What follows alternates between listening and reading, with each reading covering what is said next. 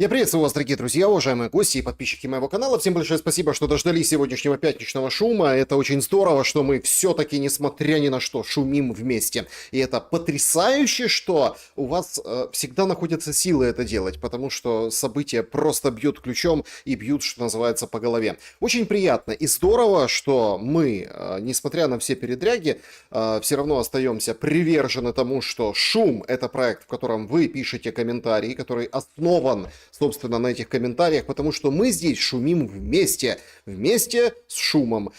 Если не подписаны, подпишитесь, если не поставили лайк, в самое время ставить, потому что начинаем играть в города, это наше любимое времяпрепровождение. Откуда вы пишите прямо сейчас, уделим этому несколько минут и, конечно, пообщаемся. QR-код, который видите на экране, это возможность прямо на экран вывести свой вопрос, мнение, предложение. Понятное дело, не бесплатно, но тем самым вы поддерживаете канал, и наш шум становится громче. Ну и, конечно, ваши вопросы в закрытом клубе телеграм-канала Шелеста. Всех как бы жду. И в колобок, куда мы катимся, есть предложка, электронная почта. Собственно, туда люди пишут, обращаются, и мы тоже зачитываем эти их истории по большей части. А с чатом вживую вот прям берем и общаемся. Вот как в игре в города, конечно же. Откуда вы? Кто вы? Спасибо большое за суперчаты, суперстикеры. Спасибо, что становитесь спонсорами канала. Это очень прекрасно и очень воодушевляет. Благодарю вас. Итак, у нас Чернигов на связи. Самара тут, конечно же, Олежки шумят. Южный Урал, Киев на связи. Моздок смотрит и всем привет передает. Москва. Донецк, Калуга. Одесса на шуме. Байкал, Байкал, Байкал. И это не просто вкусный напиток из детства, а еще и, озеро, да? Ну как, море Байкальское. Значит, настолько огромное. Бердянск. Спасибо большое. Воронеж. Привет из Курска. Чебоксары шумят. И Молдова с нами. Таганрог тоже смотрит. Пинск. Беларусь. Россия. Елец. Воронеж. Сейчас Тбилиси. Всем привет. Видите, как хорошо. Воронеж. Сейчас Тбилиси. И вам тоже привет. Привет из Испании. Привет и вам в Испанию. Лас-Вегас. До связи. Белгород. Бордо, Франция. Шелестабад. Виктор Апанасьевич Шелестабад. Какой восточный привкус у названия этого города. Выборг, Ташкент, Симферополь, Атлантида булькает где-то там из дна океана. Техас с нами, Сан-Антонио. Друзья, правила шума очень простые, и игры в города тоже. Слышите понравившееся название или свое, ставьте лайк обязательно. Алгоритмы Ютуба надо немножко качнуть, потому что вы понимаете, что канал подсанкционный, и, соответственно, там всякие чудеса выскакивают и в рекламе, если смотрите без YouTube премиум, и с вот этими всеми предложенными, которые после идут видео, там бог знает что, потому что он еще не понял, этот YouTube, после того, как откусили кусочек украинской аудитории и всех заставили перекочевать на VPN, что вообще дальше показывать. Поэтому спасибо, что смотрите, не забудьте это сделать, лайк поставить. Опрос нашего сегодняшнего эфира сегодня вот такой. Ценной ли является для вас рекомендация уехать в село на осень-зиму? Это, конечно, разродилась Марьяна Безуглая, написала большой пост, все, блэкаут будет, железобетонно, точно, и уезжайте из городов, уезжайте из столицы. Ой, слушайте, а вот давайте на себя примерим это. Да, я и так в селе. Нет, мне некуда ехать. Это сарказм. Везде блокпосты ТЦК. Куда уезжайте? Каждый город перекрыт и везде тормозят. Сиди дома, мерзни или иди служи. Вот такая вот интересная технология. Ну или, боже, спасибо, что я не украинец. Имеется в виду, что вы гражданин другого государства, и сюда же я хотел бы, чтобы вы присовокупили, если вы не находитесь в Украине, и вот этот вот дурдом, как хорошо, что вы не там. Вот не потому, что вы там не украинец, да, и скажут 53% не украинцев проголосовало. Нет, это тут могут быть голоса украинцев, но которые за рубежом или в безопасности, или где-нибудь находятся на другой территории, да, там в России, Беларуси, Казахстане, и их эта рекомендация не касается. Спасибо большое, что уже голосуете. Подведем в конце итоги обязательно. Значит, господа в Парижу, да, Калининград здесь. Спасибо большое. Красный Лиман шумит с нами. Петровск. Я севастополец. Тут кому-то отвечает Владимир Филиппов. Привет вам, Севастополь. Тель-Авив на связи. Португалия. Тавира. С нами Суворов Тульской области, и он тоже шумит. Спасибо вам большое. Спасибо большое за то, что... Вот мне пишет, шо-то шелест, ты вообще вообще за буйки заплыл.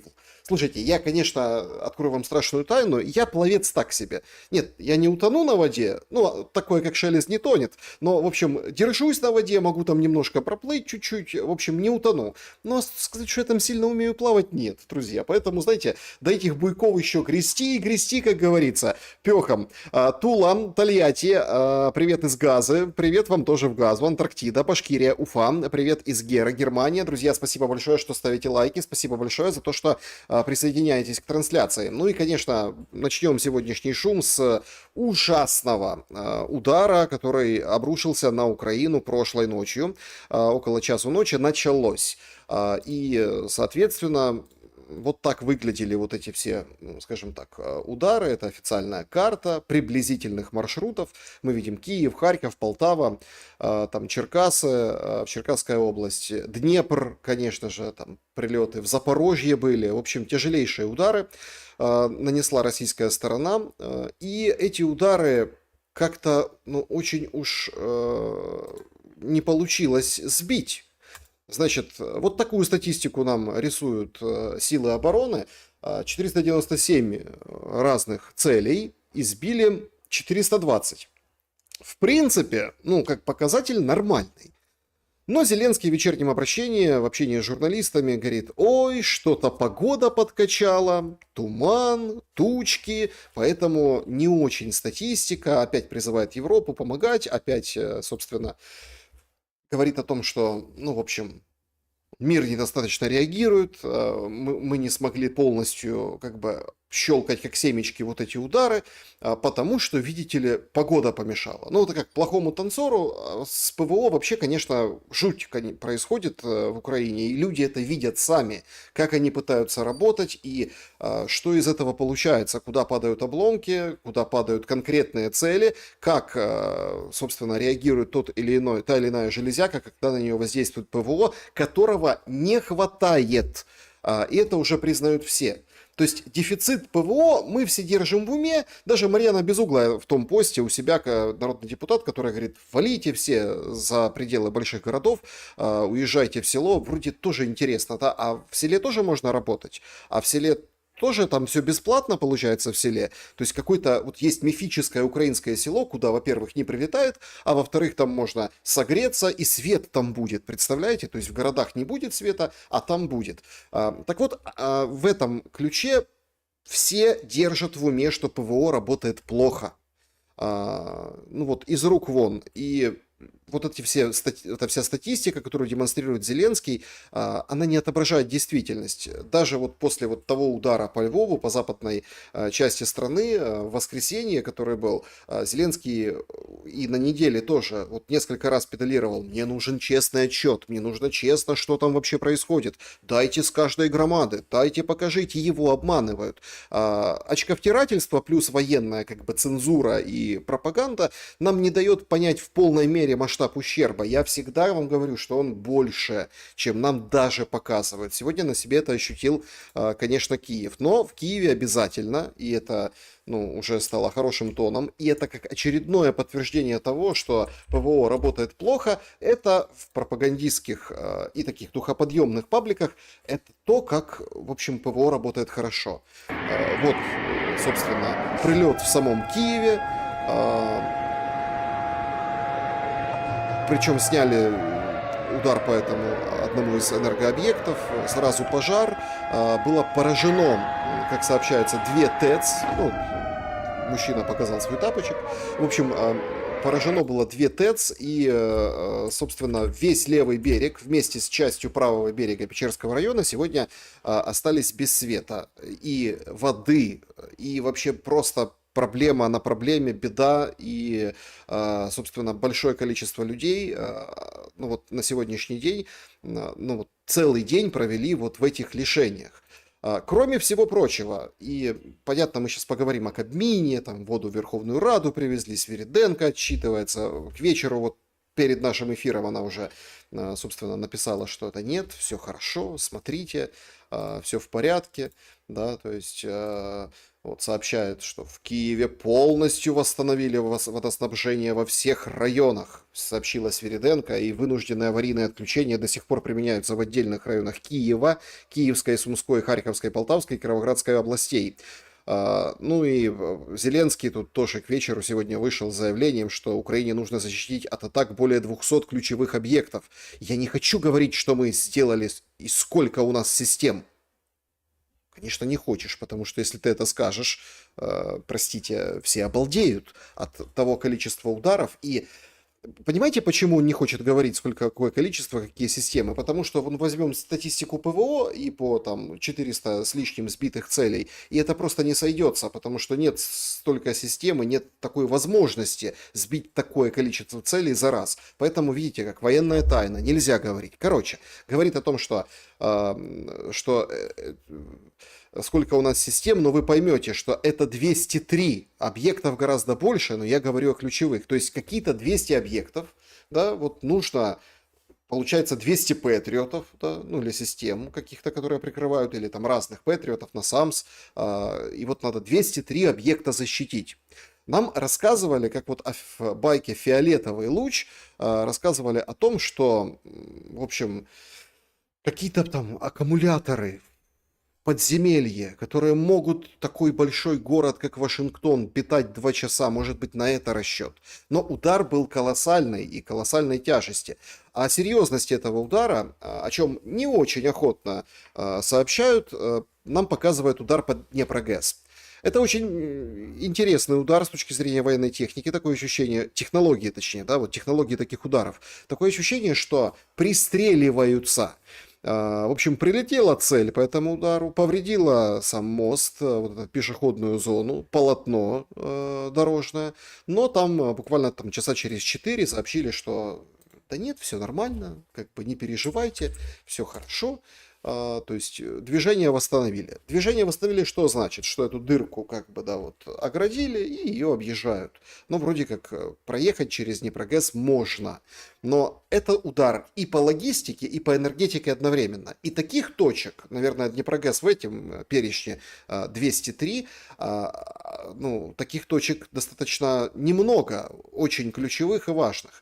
Потому что задача же не разрушить Днепрогэс. Все прекрасно понимают, что чтобы ее взорвать, нужно заминировать как бы изнутри, по типу, там, как рассказывали нам, в Каховской ГЭС, да, и Днепрогэс еще более мощное сооружение. Однако, повреждение и ограничение на использование – это тоже урон. Война пошла конкретно на урон и на истощение, и на большие ущербы. Ну, конечно, страдают и мирные жители. Вот, например, дом на бульваре Леси Украинки, это центр Киева, то есть, да, туда тоже прилетел дрон, то ли обломок ракеты, ну, скорее всего, дрон, и вот так вот оно все выгорело. На самом же левом берегу в Киеве была прям серьезная беда, даже вот готовили еду на кострах, то есть вот сидит паренек себе, да, и, так сказать, кашеварит. Такая нетипичная ситуация, Троещина, да, как помните говорили, жизнь дала трещина, едут на Троещину. На самом деле смешного ничего нет, дома, конечно, начали переподключать в Киеве, но график отключений достаточно серьезен, и там, понятно, рапортуют, что все до вечера сделаем. И набивают себе баллы, набивают себе ценник. Выходит Кличко и говорит, запаситесь пауэрбанками, сделайте там запас воды, продуктов, давайте, сейчас вот это будет катастрофа. И все такие родные стали и деятельные, елки-палки.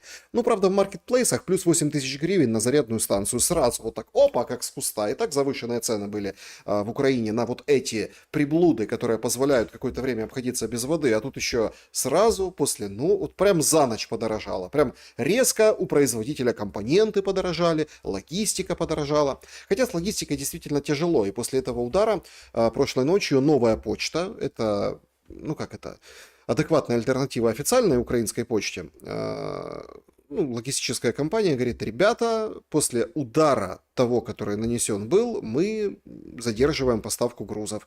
Это еще один маркер того, что нам не говорят, куда попало. И, собственно, конкретно, да, где было попадание и какой ущерб. Но воспринимается это все как какая-то вот игра. Какие-то инфантилы окружают нас всех. Какие-то, простите, ну, умалишенные. Выходит там, мы о нем еще поговорим позже, облсовета Днепровского, ну как Днепропетровского, да, но они уже все называют Днепровский, как бы забыли Конституцию, забыли украинский язык, и русский тоже, в общем, не переименовали Днепропетровскую область, поэтому, ну, все Днепровский. Короче, Лукашук выходит и говорит, мы выстоим, мы сильные, нас не слов... Короче, пошла духоподъемная тема. Мол, заряди свой пауэрбанк и чувствуй, что ты сейчас победишь в войне. Но это просто какой-то парад. Ну, таких неизлечимо больных по-настоящему. Стерненко выходит. Знаете, что говорит? Соревновання у нього. Спартакіада. І зараз ми заходимо в зиму із таким змаганням, хто перший посипеться, чия економіка швидше не витримає. Вот так вот. Вы думаете, что это у вас света нет? У вас там продукты пропадают в холодильнике, у вас все разрядилось, надо идти в пункт незламности или искать какую-то там точку, где генератор, если своего не заимели, да, или живете в многоквартирном доме. А это соревнование такое. Соревнование. Веселые старты. Я роблю ставку, що швидше не витримає сама Російська Федерація. Конечно. Сама Россия не выдержит. Они просто со смеху, наверное, у них животы разорвутся, как Зеленский шантажирует блокаутом в Москве, как он говорит о мощных ответах, вместо того, чтобы идти и договариваться, чтобы его народ не страдал. Ну да, конечно, они не выдержат. Как же с взорванными от смеха животами над Зеленским вот это вот все предпринимать? Я про це вже багато разів говорив у своїх відео. Я переконаний, що Владимир Путін зараз дуже сильно себе і свою так звану Росію переоцінює. Приблизно так. Да, переоценивает. Он себя, Путин, вот эту свою Россию переоценивает. А на самом деле все не так. И вам рассказывают, что вот этот удар жуткий, вот этот вот, скажем так, ну вот этот тяжелейший там момент, когда, ну вот, например, да, вот это Путин переоценивает себя. На самом деле нет. Все сбивается, все хорошо, там, эти объекты мы защитим. Ну да, будет тяжело, потерпят немножко. А ПВО есть. Вот смотрите как. Главное, музыка пафосная, снять с радара. Смотрите, это вот нам показали. ПВО есть. Видите, уж летит. Это Искандер. И его сбивает украинское ПВО. Вот так вот. Смотрите. И все. Перемога, понимаете? То есть нам надо показать момент сбития, нам надо показать, что все хорошо. Пункт, если что, света нет, пункт незламности. Сверденко выходит и говорит, к вечеру все сделаем. Все, в Киеве дали воду. Не везде свет, ну ничего страшного. Потерпим, все пройдет. Да и вообще сейчас США как выйдут, как помогут нам. Форсится и как бы тиражируется активно, да, продвигается. Вообще вот эта новая американская позиция, новая. Но что-то вот как-то вот меняется, что-то как-то вот не получается. А позиция как-то вот немножко претерпевает каких-то очень странных тонкостей, тонкостей изменений, о которых поговорим дальше. Нам показывают Меттью Вітакера, представителя в Європі від США по НАТО. США, як зазначив адмірал, мають потужні можливості, які зараз не використовуються в Україні. Ці засоби страшні, могутні і здатні завдати серйозної шкоди в обраному нами місці та часі. Значит, смотрите, украинцев успокаивает, говорит, спокойно. Вот смотрите, Витакер, он говорит, что у нас есть такая мощь, как шарить по России. Мы никогда еще не использовали этого оружия. Вот сейчас как дадим, как вот нормально все. Сейчас немножко Трампа там пошатают, ему там Нобелевку не дали, вот это все, там обидится и опять как примкнет к Зеленскому. А слушайте Витакера, он дело говорит. Деякі з цих засобів можуть бути передані Україні, що може змінити розрахунки.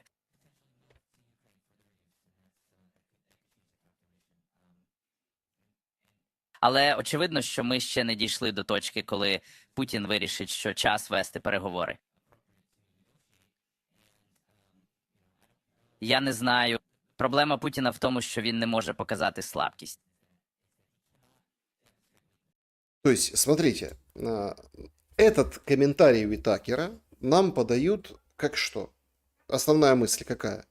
Что у США есть что-то, чем она как вжарит по Украине, как отдаст Украине чего-нибудь, а Украина как вжарит, и все поменяется полностью война. Ну, фиолетовый луч в чистом виде, Паустовского. Но он же говорит о другом.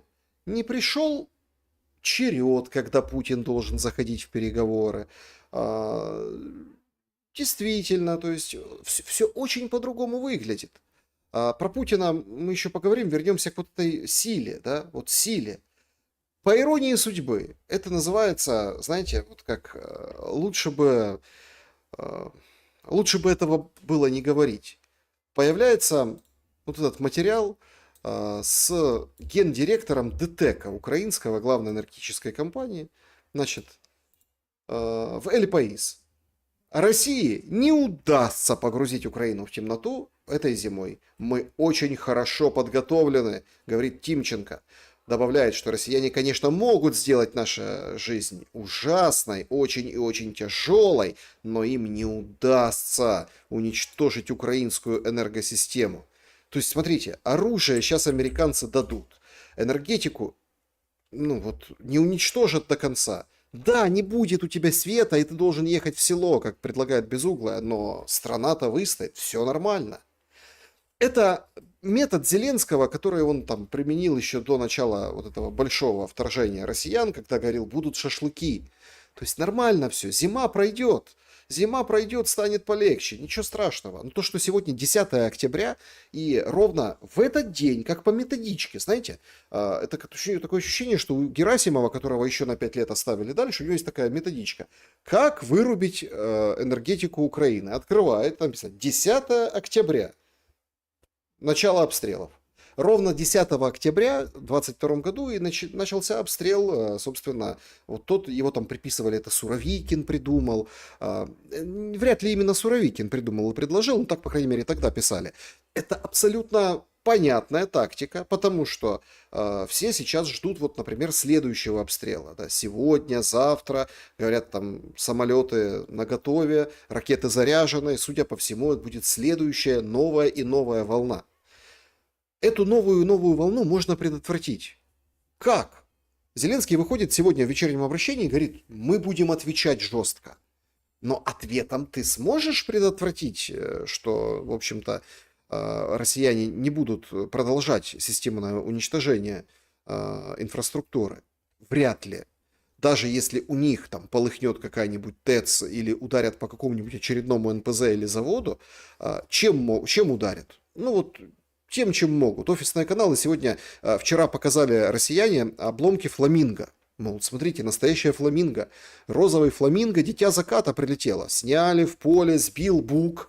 600 км в час оно летело. То есть цель скоростная, бук сработал, обломки упали, начали смотреть на электронику. Там какая-то степень защиты внутри, вот это все, микросхемы, платы. Прям по-украински написано, где-то по-английски написано. В общем, изучают эту фламингу, которую отправили украинцы по российской стороне. И офисные каналы сейчас говорят, по Москве пока не решаемся бить, потому что там отклонение круговое достаточно большое, пока там надо допилить это фламинго. Ну, мол, почему не решаемся? Ну, потому что мы ударим, а отклониться ударит по гражданам, а мы же не хотим попадать по гражданам. Ну, как бы с намеком тем, что Путин хочет попадать по гражданам, а Украина не будет пока стрелять фламинго по Москве, ну, чтобы не выглядеть плохо в глазах мировой общественности. Но это все как бы детали. Вопрос в другом. Все резко начали пиариться и на ударах, и на потужности, и на вот этих всех, знаете, вот таких победных реляциях. Сейчас мы шапками забросаем этого Путина. Соревнования у них, как Стерненко говорит. Соревнования. Перетягивание каната энергетического. Только там хвост длиннее. Длиннее хвост на российской стороне. А у нас пиар наше все. В общем, Свириденко объявила вечером, что все восстановили, ну, водоснабжение. А днем к ее офису для нее привезли биотуалеты. Прям привезли под Кабмин биотуалеты. Смотрите, воды ж нет. Да? Вот в биотуалет будут ходить все министры, которые там на рабочем месте. Все вот эти, аппарат весь министерства. Вот вам 2 туалета привезли. На весь Кабмин хватит, чего? Сколько там туалетов в этом здании Кабмина? А тут 2. Все вот так в очередь выстроились в обеденный перерыв, сходили и поднялись. То есть вот такую картину должен был представить себе украинец, у которого в Киеве, причем на Печерске и на всем левом берегу вырубили воду. Да, то есть вырубили свет и воду, все, сиди в бетонной коробке, так сказать, наслаждайся благами цивилизации. А вот у них вот биотуалеты есть. Это означает, что власть, она как бы тоже с народом, тоже такие же, абсолютно одинаковые. Ну, тут, понятно, первыми примчались порошенковцы смотреть на вот этот вот перформанс. Там Герасимов, да, Артур Герасимов, там еще Геращенко, подтянули под Верховную Раду цистерну. Вот она, цистерна, чтобы водичку набрать. Вот видим, как охранник потянул 2 5-литровки, так сказать, внутрь. Ну, тоже, чтобы руки там помыть было, смыть за собой.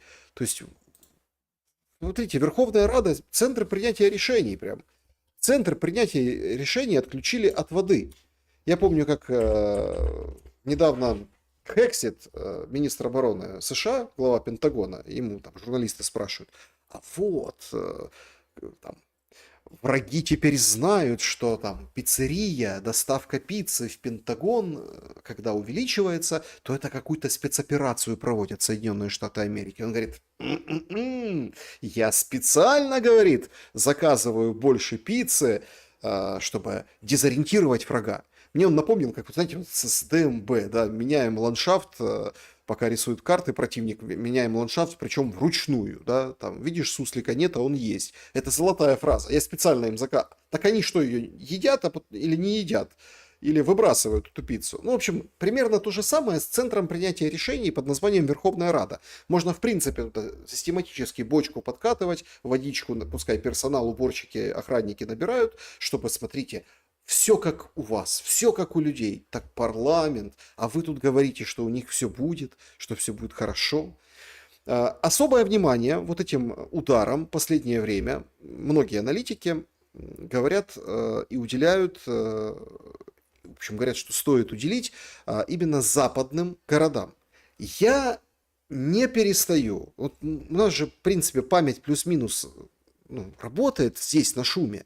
Помните, я вам показывал мэра Ивано-Франковска, Марцинкева? Он собрал всех, говорит, видеообращение даже записал, говорит, смотрите, с 10 числа начнут. Ёлки-палки, с 10 и начали. Откуда Марцинкев, мэр Ивано-Франковска, все знает? Прям четко, день в день, час в час. Они вообще что-то там знают и готовятся. Ну как готовятся? Делают умный вид и демонстрируют, что все под контролем.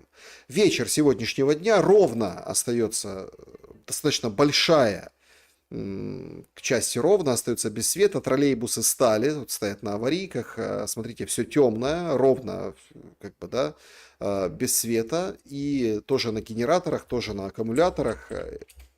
И там не хватает электричества, хотя поровно не прилетало, и все четко понимают, что в энергосистеме большие проблемы и перекосы уже после этого удара, а будут бить по подстанциям и распредзонам еще и на западе страны, тогда точно нужно будет что-то делать.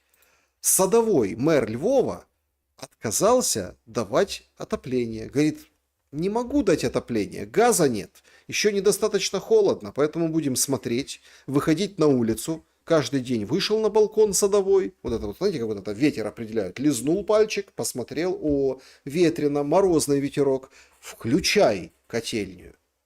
Ну, щоб ви зрозуміли, ми на жовтень місяць маємо ліміт газу 8 мільйонів метрів кубічних. Для того, щоб повноцінно пройти осінньо-зимовий період в жовтні, треба ще 10 мільйонів, їх немає. Вот так вот. Смотрите, чтобы полноценный был отопительный сезон, надо еще 10. У нас есть 8, а надо еще... А их нет. В смысле нет? Так закачивали же, все уже есть, все нормально. Покупай. Зеленский же как сказал? Поставлена задача иметь деньги. Так и что ты, садовой, денег не имеешь? На сьогоднішній день ми подали тепло по заявкам в школи, в садочки, в лікарні. Всі, хто потребують, отримують. Ну і ви прекрасно розумієте, що 350 тисяч львів'ян, вони мають індивідуальне опалення чи пічне опалення, приватні будинки. У них трошки ситуація є простішою. Якщо говорити про ТЕЦ-1, про ТЕЦ-2, поки нема лімітів, ми не можемо їх запускати на повну потужність. Ми повинні за оці наступний тиждень-два протестувати всі альтернативні системи, які ми впровадили в місті Львові. Ну, то есть все альтернативы будем тестировать, все. Это, наверное, вот этот вот магический аккумулятор, там, американский, секретный, где-то зарыт, где-то там, что его там не достать ничем, в тайне ото всех, который может Вашингтон 2 часа светом обеспечивать. Приклад. На сьогоднішній день 97% світлофорів можуть працювати з централізованого електропостачання, без централізованого. Тобто ми починаємо. То есть, понимаете, вот все... Почему там нормальные люди с плюс-минус классическим советским, постсоветским, ну давайте так, академическим образованием вообще не воспринимают вот этих соросят и вот этих вот садовых? Почему? Потому что, говорит, значит, тепла нет, говорит, газа нет, то есть, чтобы 10 должно быть, а их негде брать, у нас есть там 8, а надо еще 10, поэтому мы там запускаем по заявкам, там, детские сады, школы, вот это все запускаем, вот это все есть. И вот это время, то есть мы не включим полностью отопление, а в это время будем тестировать некие альтернативы. И он говорит о светофоре, который может работать без электричества, ну или там на альтернативном электричестве. Садовой, какой светофор? Светло и тепло. Это два разных понятия. Какой светофор? О чем ты встегиваешь? А ему же нужно насупить бровки, вот это из-под очочков, вот это все. Он же разбирается в теме. Мы придумали альтернативу. Мы все альтернативу. Светофоры много тянут электричество в городе, представляете? Сьогодні з вечора переведемо світлофори на роботу в режимі без електропостачання централізованого. Аплодисменты. Не? Он же, наверное, ждал. Он же таким без централизованного електроснабження. Відповідні блоки, система напрацьована. Можуть бути якісь незручності, щоб ви до цього були готові. Короче, если там авария, где-то что-то, ориентируйтесь на знаки. Светофоры могут клинить. Друга річ. Ми опалення в тих школах, де є твердопаливні котли, будемо запускати від твердопаливних котлів. У нас їх 18 є шкіл. Якщо брати наші великі лікарні в першому ТМО, також у нас є твердопаливні котли, ми також будемо їх тестувати. Ми будемо тестувати альтернативну подачу води без електропостачання. Також у нас стоять дизель-генерація, все працює. Плюс ми... В общем, вода, дизель, твердотопливные котлы, вроде в 18 школах есть, но работают они, не работают, надо протестировать. Ну, в общем, кизяком будем топить, то есть такие пелеты, их туда загружают, и вот оно будет коптеть нормально, экологичненько, там очень современные эти самые ставят по всему, собственно, Львову, вот эти системы, это мода такая была, когда вот эти были газовые войны, газа нет, а вот есть твердотопливный, нормально, сейчас а можно еще взять детей и отправить в лес, пособирать хворост, и пускай туда бросают, так сказать, в котлы. Підняли реєстр всіх тих пічок, які були колись встановлені в будинках. Пам'ятаєте цю хвилю 22 рік, 23 рік, коли в укриттях ставили пічки, дрова. Ми це все повинні зараз протестувати, щоб воно було все в робочому стані, тому що ситуація може змінитися в будь-яку секунду. Важливо, щоб ми були в безпеці і щоб кожна родина це розуміла. Значит, ситуация, вот это вот очень интересный момент. Ситуация может измениться в любую секунду, и все должны быть готовы. Вот мне вот очень нравится, когда представители вот этой власти с умным видом рассказывают нам про светофоры, про вот эту всю историю, и обращаются к людям, мол, люди, а вы готовы? Вот это Львов, да? А сегодня тоже спросили у харьковчан. Львов как бы в тылу, да, говорит, надо печки, там, буржуйки, вот это все, пелеты, кизяк, дрова, вот это надо все, как бы, все вот занимаемся. Бо беда. Харьков, который летит каждый день, прилетала и прошлое, и там, в принципе, свой режим обстрелов, и кабы, и дроны, и ракеты. Как вот вышли журналисты и спрашивают, а как вы готовитесь, харьковчане, к блэкауту? Очень интересный опрос.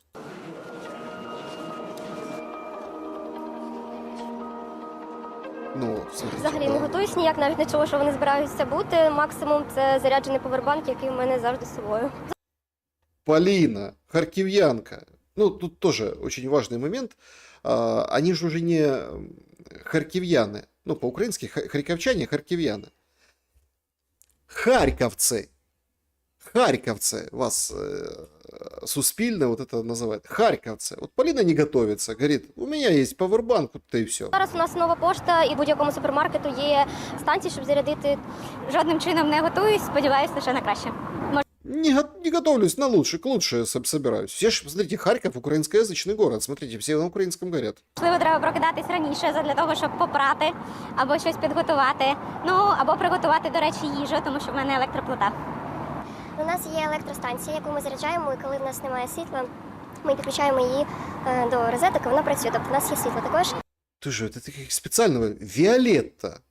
Слушайте, там девчонки вообще никак не готовятся. Одна говорит, ну придется раньше вставать по графику электричества, чтобы постирать или там есть приготовить, потому что электроплитка. Вот и только павербанк, нет электроплитки. А у Виолетты есть зарядная станция. Поэтому, говорит, будем заряжать. На випадок, якщо в нас розряджається ця електростанція, у нас також є павербанки. Якщо немає отоплення, тому що зараз у нас воно більше електричне, ми використовуємо, ми просто тепло одягаємось і все. Ось, ну якось так. І там далі подивимося, якщо прям зовсім недовго, ну будемо щось думати. Ну, в принципі, так, є Екафлоу вдома потужний, павербанки, тому я думаю, що готові. Якщо немає вже заряду, то ми спускаємося в метро, можна заряджатися, є зарядки, все. Ой, знаете, показали метро, сидят, заряжаются. Нормально. Метро и все есть. Не переживайте, все нормально. Я знаю, що місто підготувалося до цього. Бачила, що в метро є кафе, є генератори. Якщо людям треба, то дозволяють і в вільному доступі це все. То есть, смотрите, все в порядке. Ну, то есть, Украина не сломлена, он Харьков, да, прифронтовой город. Вот смотрите, все есть метро, все нормально, все хорошо. А если ты там чего-то возмущаешься или тебе нехорошо, то ты агент Кремля. Вы спросите, подожди, Шелест, ну, этот же нарратив должен появиться позже. Не-не-не, в самое время. Вы агент Кремля. Вот, пожалуйста, вот он, Микола Лукашук. Это глава Днепропетровского облсовета. Говорит, если вы начинаете обвинять кого-то внутри страны в отключениях света после обстрелов, враг достиг своей цели. Рационально мы все понимаем, после прилета нескольких ракет или десятка шахедов на ТЭЦ по подстанции, от подстанции, в общем, живого уже ничего не остается. Именно в этот момент и ПСО работает через эмоцию, усталость, ну вот потребность найти виноватого, говорит нам Микола Лукашук. Короче, если ты винишь власть, то ты агент. Ты агент Кремля. На тебя подействовало ИПСО. Давай, срочно, там, не знаю, в церковь, ПЦУ, не УПЦ, ПЦУ сходи, там тебя их святой водой обрызгают, или там включай срочно марафон, часами пускай выгонит вот эту всю смуту. То есть, и вы же видите, как они демонстрируют. Все хорошо. Ну, ничего страшного, в метро спустимся. Электроплитка, павербанк, у всех такие зарядные станции есть. Нормально все. Трымаемся. То, что этого можно было не допустить, то, что эту гуманитарную катастрофу, если это все упрется рогом и продолжится, и, в принципе, на ПВО рассчитывать смысла нет, она у нас зависит от погодных условий. Это так Зеленский и сказал сегодня. Говорит, погода была плохая, поэтому меньше сбили. Ну, то есть, рассчитывать только нужно на кого? На ту сторону, российскую, что они не будут шибко стрелять, чтобы не было большой катастрофы. А если будут стрелять, то мы все собьем, и ничего страшного, потерпим, но не сдадимся. Вот такой нарратив вот вбивают в головы всем, а если там чуть в сторону, то это ты, конечно, пропах российской пропагандой. И это в блэкаут, который будет тяжелее, чем предыдущий. Гораздо тяжелее, гораздо страшнее. потому что не было в таком количестве и вот так массово использованы вот эти шахеды, герани, да, вот эти дроны, такого количества, там ракетами стреляли по ТЭЦ, ну а тут дроны, их можно запустить сколь угодно много. Поэтому тут возникает тяжелейший момент. Так, а что, ну, а неужели нельзя это было предотвратить? Сегодня Зеленский утром комментировал, называл тоже области, целый ряд областей, там, Сумская, Черниговская, Запорожская, Черкасская, то есть, да, вот, где графики, где проблемы, да, со светом. И говорит, ребенок погиб в Запорожье, 7 лет от обстрела. А ситуация там, ну, соболезнования принес, а ситуация там вообще страшная на самом деле. Дзвонила невістка в 2:22, що до них в хату прильот, все горить. Що брата чоловіка забрала 9-та, не знаємо, чи спасуть йому ноги, чи ні. Кажу, 3 роки в полоні для того, щоб загинути тут вдома. 3 года человек был в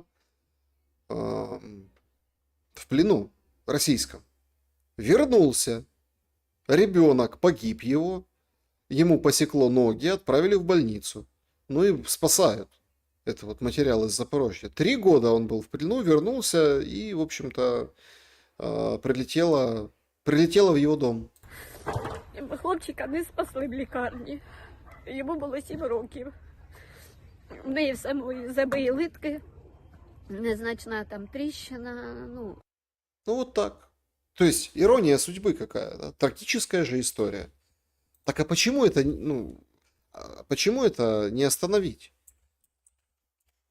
То есть вернулся, 3 года был в плену человек, у него сына убило, и самого как бы чуть, собственно, жизни не лишился, дай бог, что врачи в Запорожье спасут. Так это уже идет на какие-то конские сроки. Столько люди не живут, говорят в простонародье. То есть 3 года был в плену, вернулся, а все продолжается и только нарастает. Зеленский не заботится о людях, не заботится об этих, он заботится об объектах, о деньгах. А как вот что этому бывшему военнопленному, что ему, чего ему ждать дальше от жизни? На фронте точно так же горячо. Вот Краматорск утюжат и продолжают наноситься удары. Тоже там, видите, труба, ТЭЦ горит. Прилет в Краматорске сегодня тоже зафиксирован, в Донецкой области точно так же. И вовсю нам говорят о том, что потерпите, будет фиолетовый луч. Вот будет сейчас фиолетовый луч. А что у россиян? Что изменилось у россиян? Была очень интересная аналитическая, ну вот аналитика, да, аналитическая статья о том, что в россиян, ну вот, в общем, все меняется. Примечательно, что вот как трактуют непосредственно там украинские паблики, вот это вот замечательная публикация на Униан, Иван Ступак, да, консультант комитета Рады, он там Киевская международная школа экономики, СБУшник, в общем, специалист по военным вопросам национальной безопасности, да, он назвал 3 главных составляющих вот этих обстрелов россиян по энергетике Украины. Военная составляющая. Если нет электричества, нет производства электроэнергии, нет производственных мощностей Украины, не собираются дроны, Deep Strike. Deep Strike, то есть, знаете, ну, короче, дальнобойные дроны, да, вот они же все, Ceasefire, Deep Strike, все же какие, английский официальный второй в Украине, поэтому вот это вот. Короче, дроны не собираются, FPV-шки тоже не собираются, поэтому это военная стратегия, заключается в этом. Экономическая. Нет электричества, нет экономики, не поступают налоги, денег нет, финансировать армию. Ну, с этим как бы разобраться можно. Вот с первым, например, можно дроны Deep Strike и дроны-перехватчики в Европе клепать. Уже так делают. Сегодня было сообщение о том, что Британия передала там ракеты какие-то для ПВО, по-моему, да, и дроны, перехватчики по какой-то программе. Ну, нормальное количество передала, там что-то фигурирует, какие-то 1000, что ли, там 1000 с чем-то. Ну, то есть там они склепали, на украинских заводах с украинским акционерным фондом, ну, там, какого-нибудь Миндича, да, сюда передали. Ну, то есть зачем здесь электроэнергия? Не, можно без электроэнергии. Экономика. Нет денег, не собираете денег. Ничего страшного. Зеленский попросит у Урсулы, Урсула отстегнет. Третье. Социальное. В Кремле ожидают, что население будет демотивироваться, таким образом станет смягченным к любым требованиям Путина. И вот это, наверное, самое главное, самое ключевое. Потому что, когда вот это население демотивировано вот этими ударами, поэтому им показывают мотивационные ролики. Смотрите, ничего страшного, нету света, сходи в пункт несокрушимости, в метро спустись в Харькове, там тебе розетку дадут. Все нормально, не переживай. Ну, не постираешь, ну, не приготовишь ты чего-то. Ну, вот там, ну, бывает, да, не поработаешь, ну, не заработаешь. Ничего, вообще едь в село. Едь в село, видишь, вон заброшенных хат сколько. Вот, да, едь, собирайся, живи, там колодец, там у тебя дровишки, там у тебя еще что-то. И нормально так зиму перезимуешь. Потом весна настанет, вернешься. Ничего страшного. Становитесь, возвращайтесь опять в село все. А люди, которые вот просто накладывают вот эту реальность на вот эти конские сроки, как у этого погибшего, отца погибшего сына в Запорожье. Это же конские. 3 года не видел сына, ему 7 лет. 3 года он не видел, только и вот прилет, понимаете? Они же видят в этих всех планах Малюка то, о чем говорит Путин.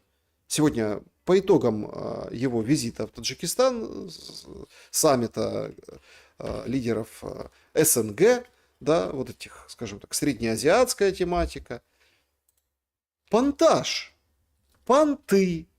Станислав Иващенко, телеканал «Звезда». В Киеве Зеленский угрожает бить по России томагавками, чуть ли не по Кремлю, говорит, только не буду бить. Все зависит, и говорят даже о том, что это такая некая форма шантажа. Шантажа России. Вы не оговорились, и понтажа тоже.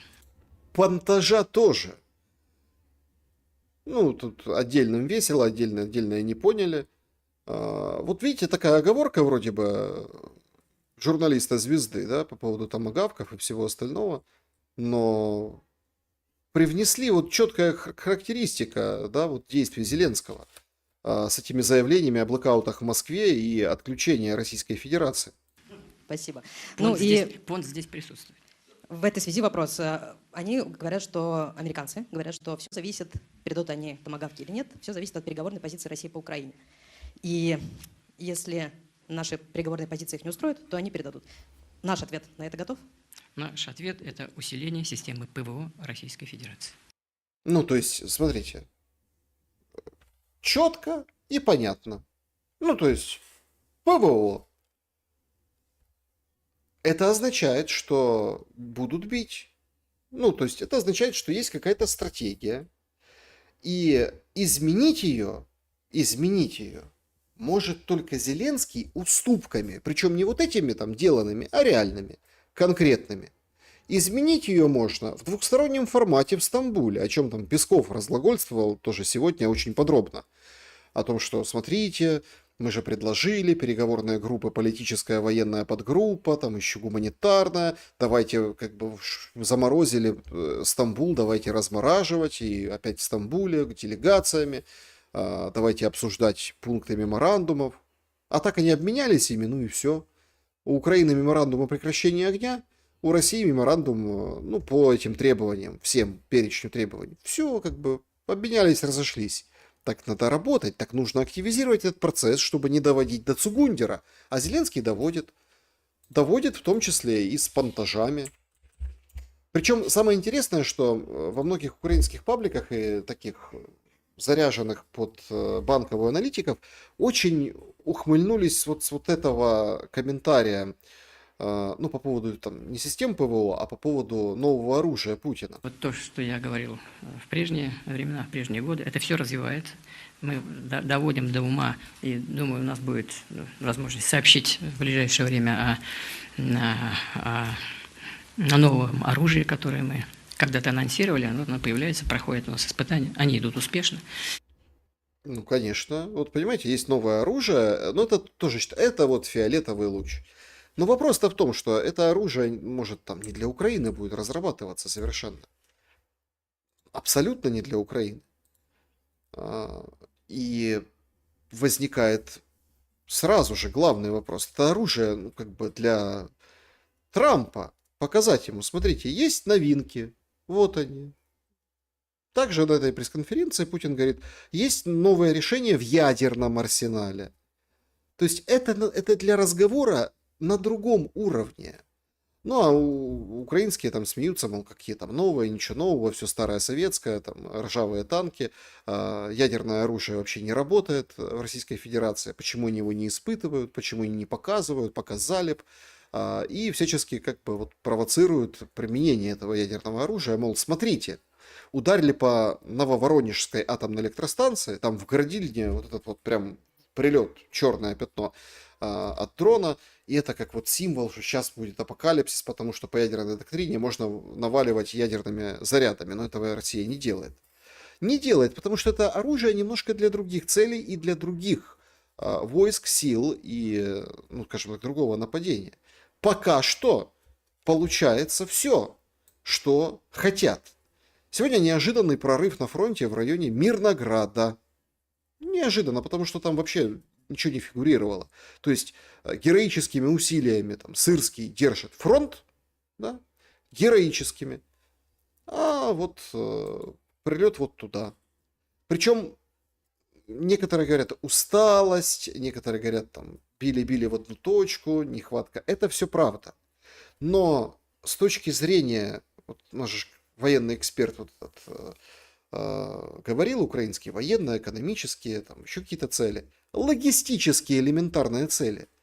Не довезешь ты по железной дороге уже с одного берега на другой или ближе туда, к железнодорожным станциям на Донбассе, тот или иной груз, объем боеприпасов, объем всего не довезешь, потому что света нет, потому что, в общем, беда в этом отношении. Нас успокаивают в том, что армия, она как бы боеспособна, потому что она автономна. Но не совсем так. Вот представьте, а нет железной дороги, вообще в ноль. Депутат, воюющий Костенко, говорит, так к этому все йде. Є ризики, росіяни також собі за ціль ставлять і нашу залізницю. Вони хочуть і, за нашу інформацію, також зробити так, щоб вона перестала функціонувати. Вони для цього там наносять удари там по критичним об'єктам залізниці, для того, щоб зупиняти їх. Тому також зараз робиться все для того, щоб захищати такі стратегічні об'єкти саме тут, бо це для них також є ціллю наша залізниця. Вони розуміють, що це і логістика, вони розуміють це і перевезення, вони розуміють, як це важливо для країни. Тому це також є ціллю, тут ви праві. Тобто зупинити перевезення не лише умовно військових товарів. Что-то он заволновался, этот ведущий Великого Львова. Ну, понятно, как же, надо же со Львова там поезда на Польшу как-то ходить, что ли, не будут, как на перекладных? Товарів військового призначення. Залізниці.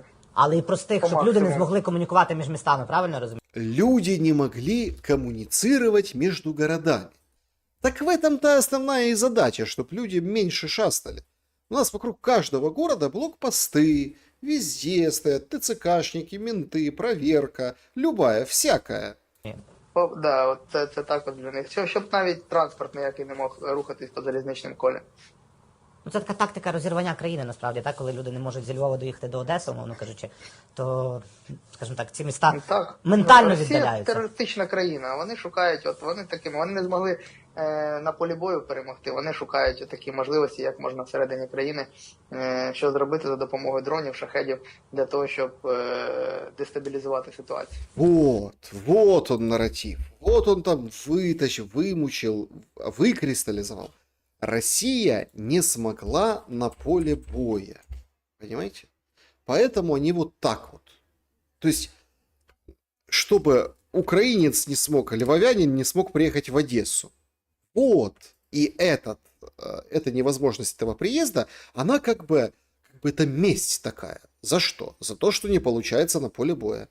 Ну вот, типа, военным путем не получилось выиграть, поэтому львовянин не поедет в Одессу на поезде, потому что выбьют полностью железную дорогу. То есть вот эту уровня такого уровня аналитику скармливают вот украинцам сейчас. Они говорят, вот же ж Путин такой-сякой отправляет нам дроны. Это для того, чтобы мы вот как без света сидим. Это исключительно для того, чтобы мы мучились и страдали, потому что он бесится. У него не получается ничего на фронте. Поэтому вот так. И это такой плохой, конечно, издевательский, но тоже способ продлить вот эту эйфорию переможника, да, победителя, вот это, что мы побеждаем постоянно. Хотя факты свидетельствуют абсолютно о другом. И просто нужно то же самое, что они говорят, просто немножко проанализировать, чуть-чуть глубже. Ну вот, немножко глубже. Но это нельзя. Ты, значит, поддаешься российской пропаганде. Вот, например, все же видели, да? И сейчас как вот там Гордоны, разные там телемарафоны, разные вот, они же все говорят, смотрите как. Алиев, помните, с Гордоном встречался? Помните, ему дарили вот эту такую как-то планшетку с шевронами там националистических подразделений, ну как бы, которые там россияне считают нацистами прям, и вот они ему вручали, там Курбанова вручала, Гордон с ним тоже фотографировался, это был форум в Шуше. И тогда казалось, вот пару месяцев назад, что это ну просто все, Азербайджан за нас, Азербайджан с нами. А тут Душанбе, а тут интерес Азербайджана к Украине, вот эта пламенная любовь, она, конечно, продолжается, но потому что там есть деньги, и есть чем поживиться. Если вынесли какие-то объекты, ну, значит, надо компенсацию какую-то, еще что-то. То есть в убыток себе Алиев не собирается, скажем так, расцеловываться в десна с украинскими уже пропагандистами и принимать от них там подарки разные. Гордону там осчастливливать коротким комментарием и прочим. Это деньги, это его выгода, в том числе и здесь. И поэтому Зеленский цветет и пахнет, смотрит, и на английском лопочет с Алиевым. А сам Алиев едет в Душанбе, обнимается, целуется с Путиным и закрывает тему конфликта межгосударственного России и Азербайджана. Сам Путин в Душанбе вообще говорит, так не было никакого конфликта. Это просто эмоции. Говорю, что у нас был какой-то кризис межгосударственных отношений. Почему? Если бы это был кризис межгосударственных отношений, то тогда у нас не было бы роста торгово-экономических связей. Он, несмотря на все, что мы видели, что мы с чем столкнулись, все-таки значительный рост продолжился. Ну, какой же это кризис межгосударственных отношений? Я бы сказал, что это, скорее всего, такой кризис эмоций был. Ну, и понятно почему. Потому что мы столкнулись с очень тяжелым событием, трагическим событием, гибелью самолета и пассажиров его. Поэтому надо было спокойно разобраться. Нам нужно было время для того, чтобы с этим разобраться. Нужно было провести очень сложные технические экспертизы, это правда. Надо было найти эти ящики, так называемые черные ящики, их расшифровать, сопоставить со всеми данными, которые следствие получало от Министерства обороны, проверить эти сведения, взять все сведения, которые мы собрали от диспетчерских служб, причем и от нашей диспетчерской службы, из казахстанской диспетчерской службы. Все это... Ну, в общем, и рассказывает долго о том, что это все удалось, и, в принципе, представили Алиеву эту версию. Тот пожелал всего самого хорошего российскому народу. Соболезнования получил азербайджанский народ. Также было на этой пресс-конференции, что, смотрите, много русского языка в Азербайджане, то есть ничего не прикрывается. Выпустили вот этих ребят, которые там, не знаю, всех или не всех, но те, которые там главред «Спутника», да, российского издания, «Спутник», да, то есть их же там принимали и тоже так картинно на показ водили, помните, вот это вот, унижая, что ничего, выпустили нормально, тоже извинились, все как бы, волна схлынула, все нормально. А что там с самолетом было? Да дрон же украинский летел. Кто крайний? Невистка. Вот так это все и выглядит. Почему, спросите вы? Потому что крайний всегда слабый. Азербайджан демонстрировал силу. Россия тоже демонстрировала силу в отношениях с Азербайджаном. И вот они два как сильных, как бы поискрило и помирились. А кто? А Украина как бы в стороне. И как Зеленский аж подпрыгивал, да, вот это вот, ну, всячески пытался всунуться туда, в эту, как бы в клин вбить. Не получилось. Вылетел. Клин оказался не клином, а чопиком. Чопик вылетел, как пробка из бутылки. Все. То есть только бизнес. Потому что это участь слабого. Сегодня, несмотря на всю силу и пафосность, и мужество, свершилось, конечно, умопомрачительно. И я, если честно, был достаточно удивлен реакцией и самого Путина, и там дальше пошли Лукашенко и другие, собственно. Слушайте, Трампу не дали Нобелевскую премию, а Россия, и вот там как бы со своими, говорит, зря не дали, представляете? Это не мне решать, кому присуждать Нобелевскую премию. Во-первых, мне кажется, и вряд ли кто-нибудь из вас или из ваших зрителей и слушателей будет возражать, вряд ли. Сейчас скажу, что я имею в виду. Были случаи, когда комитет этот присуждал Нобелевскую премию мира людям, которые для мира ничего не сделали. Да ладно. Да было такое, серьезно? Кто там? На О начинается, на Бама заканчивается. Гуантанамо решил закрыть, да, там пообещали и авансом получил. Да нет, ну как, Обама же, ну как же, взяли и дали Нобелевку просто так? На мой взгляд, этими решениями они нанесли огромный ущерб авторитету этой премии. Ну, человек пришел, хороший, плохой, ему сразу там через месяц, через два, бум, за что? Да вообще ничего не сделал. Ну, разве так работают, это же за заслуги за какие-то нужны. Ну, и поэтому авторитет, мне кажется, он в значительной степени утрачен. Но бог с ним, не мне судить, но достоин ли недостоин действующий президент США Нобелевской премии, я не знаю. Но он реально много делает для того, чтобы разрешить такие сложные, десятилетиями длящиеся, годами, а то и десятилетиями длящиеся кризисы. И уже я говорил точно, я знаю по отношению к кризису на Украине, он искренне стремится к этому. Чего-то там удалось, чего-то не удалось. Может быть, еще нам многое удастся сделать на основе договоренностей и обсуждений в Анкоридже. Но уж он точно старается, точно работает над этими вопросами достижения мира и разрешения сложных международных ситуаций. Вот самые...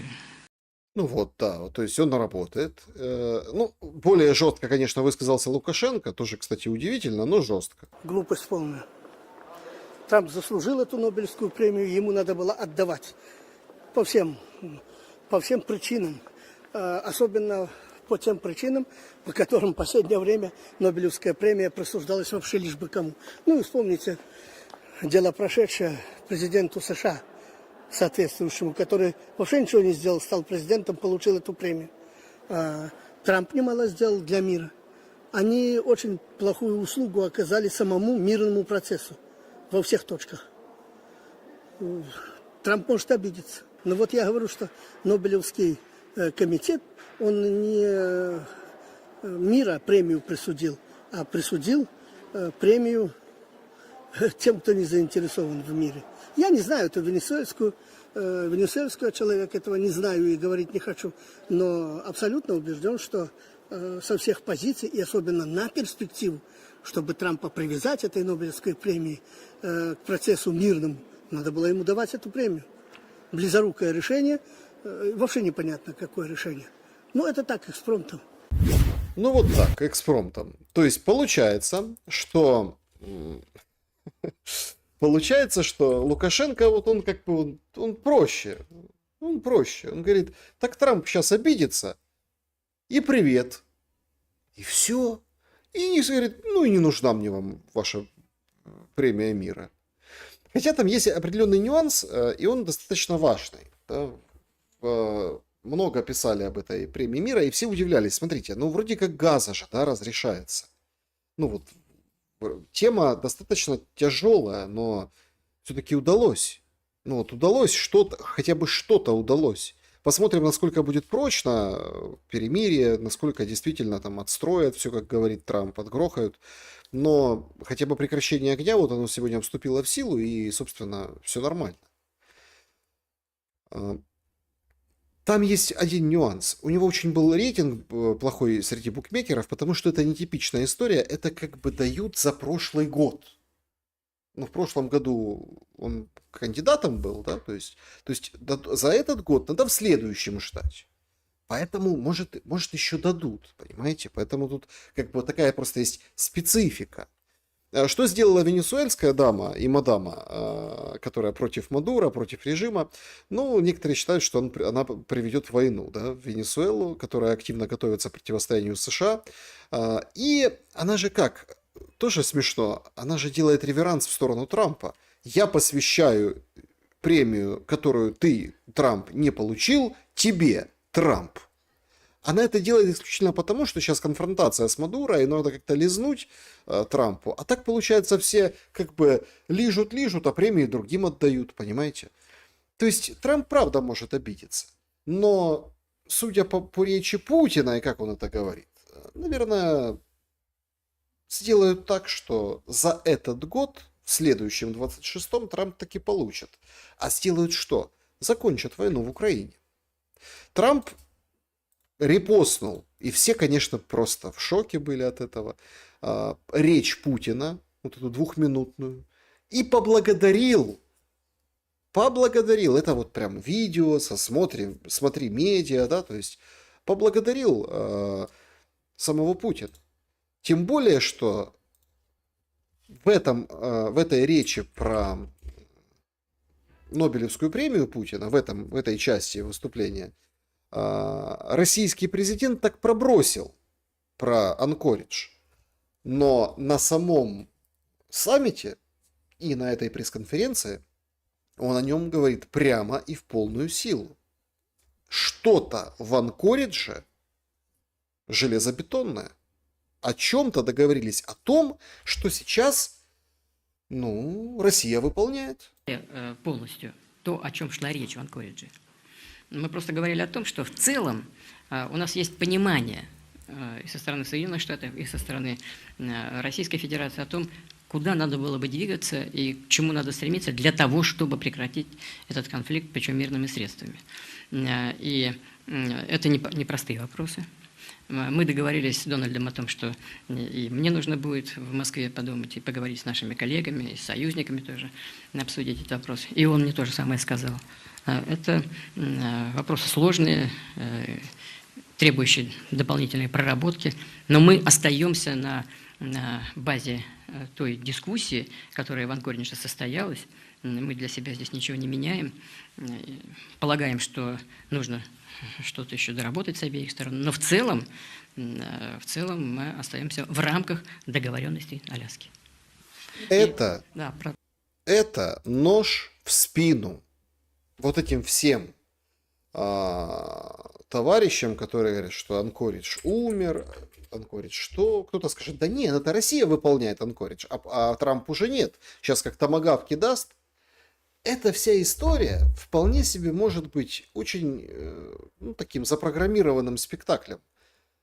У них была дискуссия, и они о чем договорились? Что они едут, этот в Вашингтон, другой в Москву, думать, общаться с коллегами, с союзниками. Трамп прям сразу с корабля на бал, вы помните, после Аляски приезжает, к нему сразу Зеленский, все сидятся, выстраиваются, и такие, давай его переубеждать в чем-то. Причем тогда все говорили, вообще ни в чем не получилось переубедить. Принцип такой, давайте, оружие, деньги, да, но база Анкориджа остается, судя по всему, и для Трампа.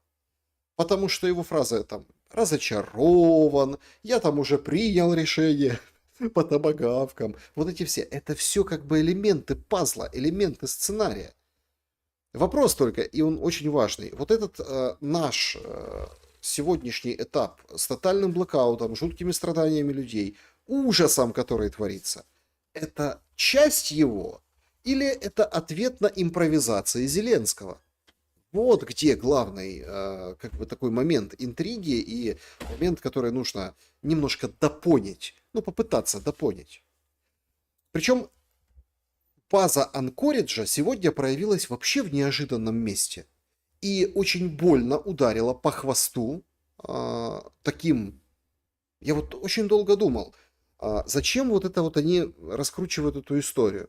Ну, по поводу пропавших детей, похищенных детей, которых там забрали, россияне злые, подлые, забрали из зоны боевых действий, разлучились с семьями, порастыкивали по детдомам, некоторые из них уже там выросли, а некоторые там хотят, некоторые не хотят, некоторые страдают, в общем, беда-беда.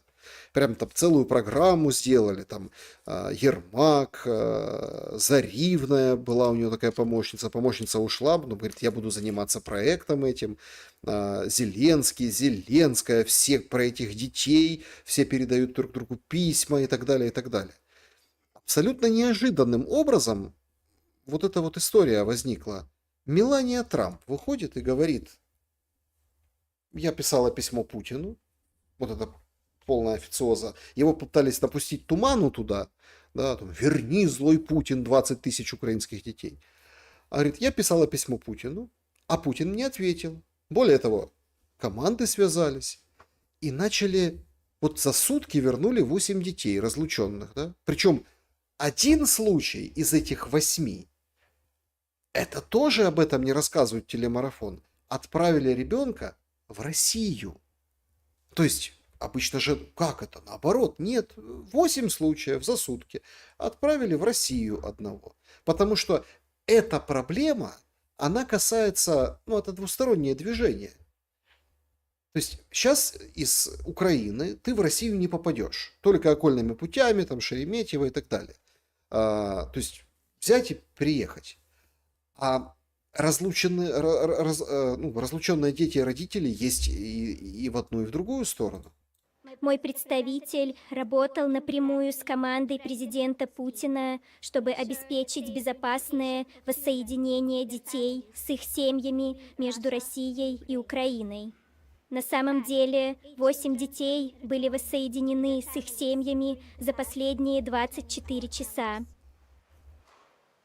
Каждый ребенок жил в смятении из-за войны в Украине. 3 были разлучены с родителями и перемещены в Российскую Федерацию из-за боевых действий на передовой.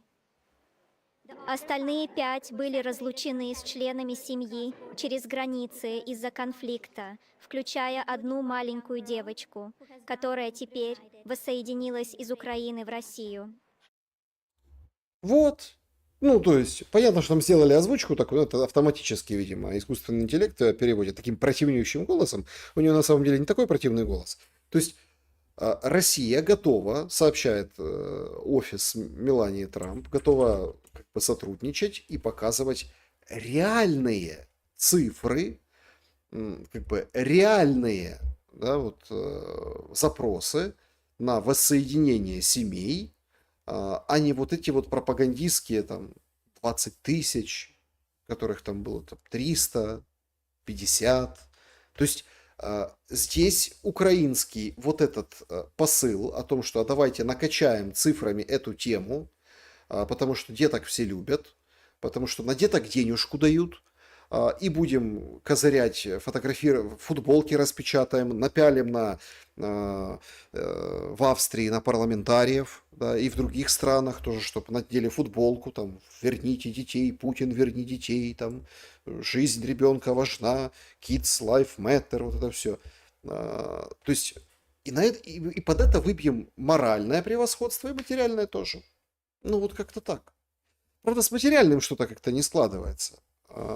Я публиковал у себя в телеграм-канале и, ну, тоже, да, обсуждал с гостями о том, что Анна Паулина Луна из Палаты представителей Соединенных Штатов Америки говорит, каждый месяц аффилированные с Зеленским конторы, фирмы в Арабских Эмиратах по $50 миллионов пересылают. Это как вот на черный день, как вот заначка такая своеобразная.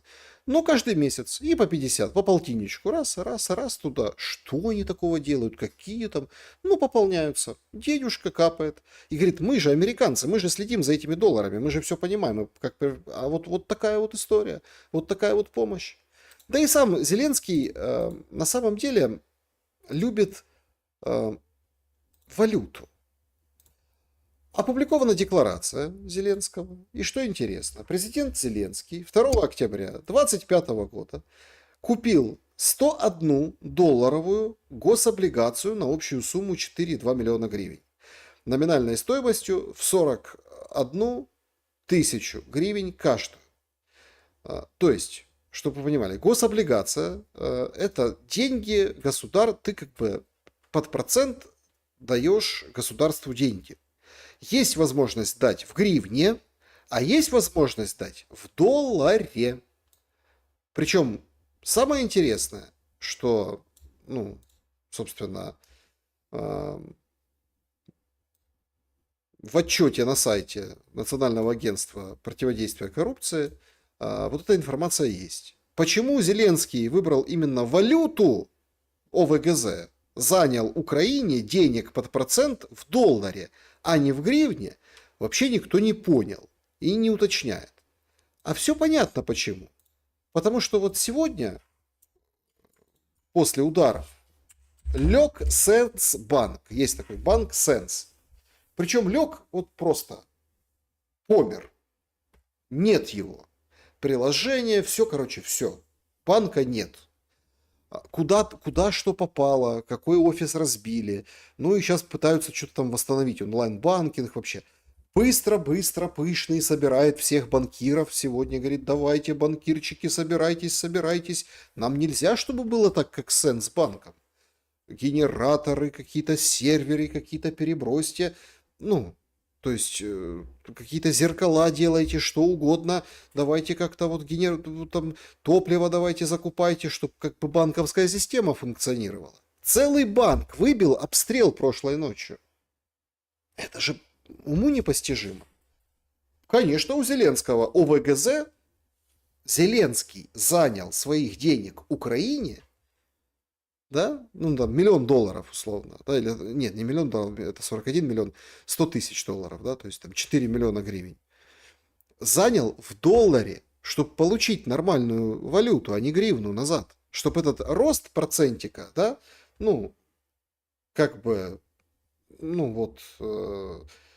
чтобы все получилось.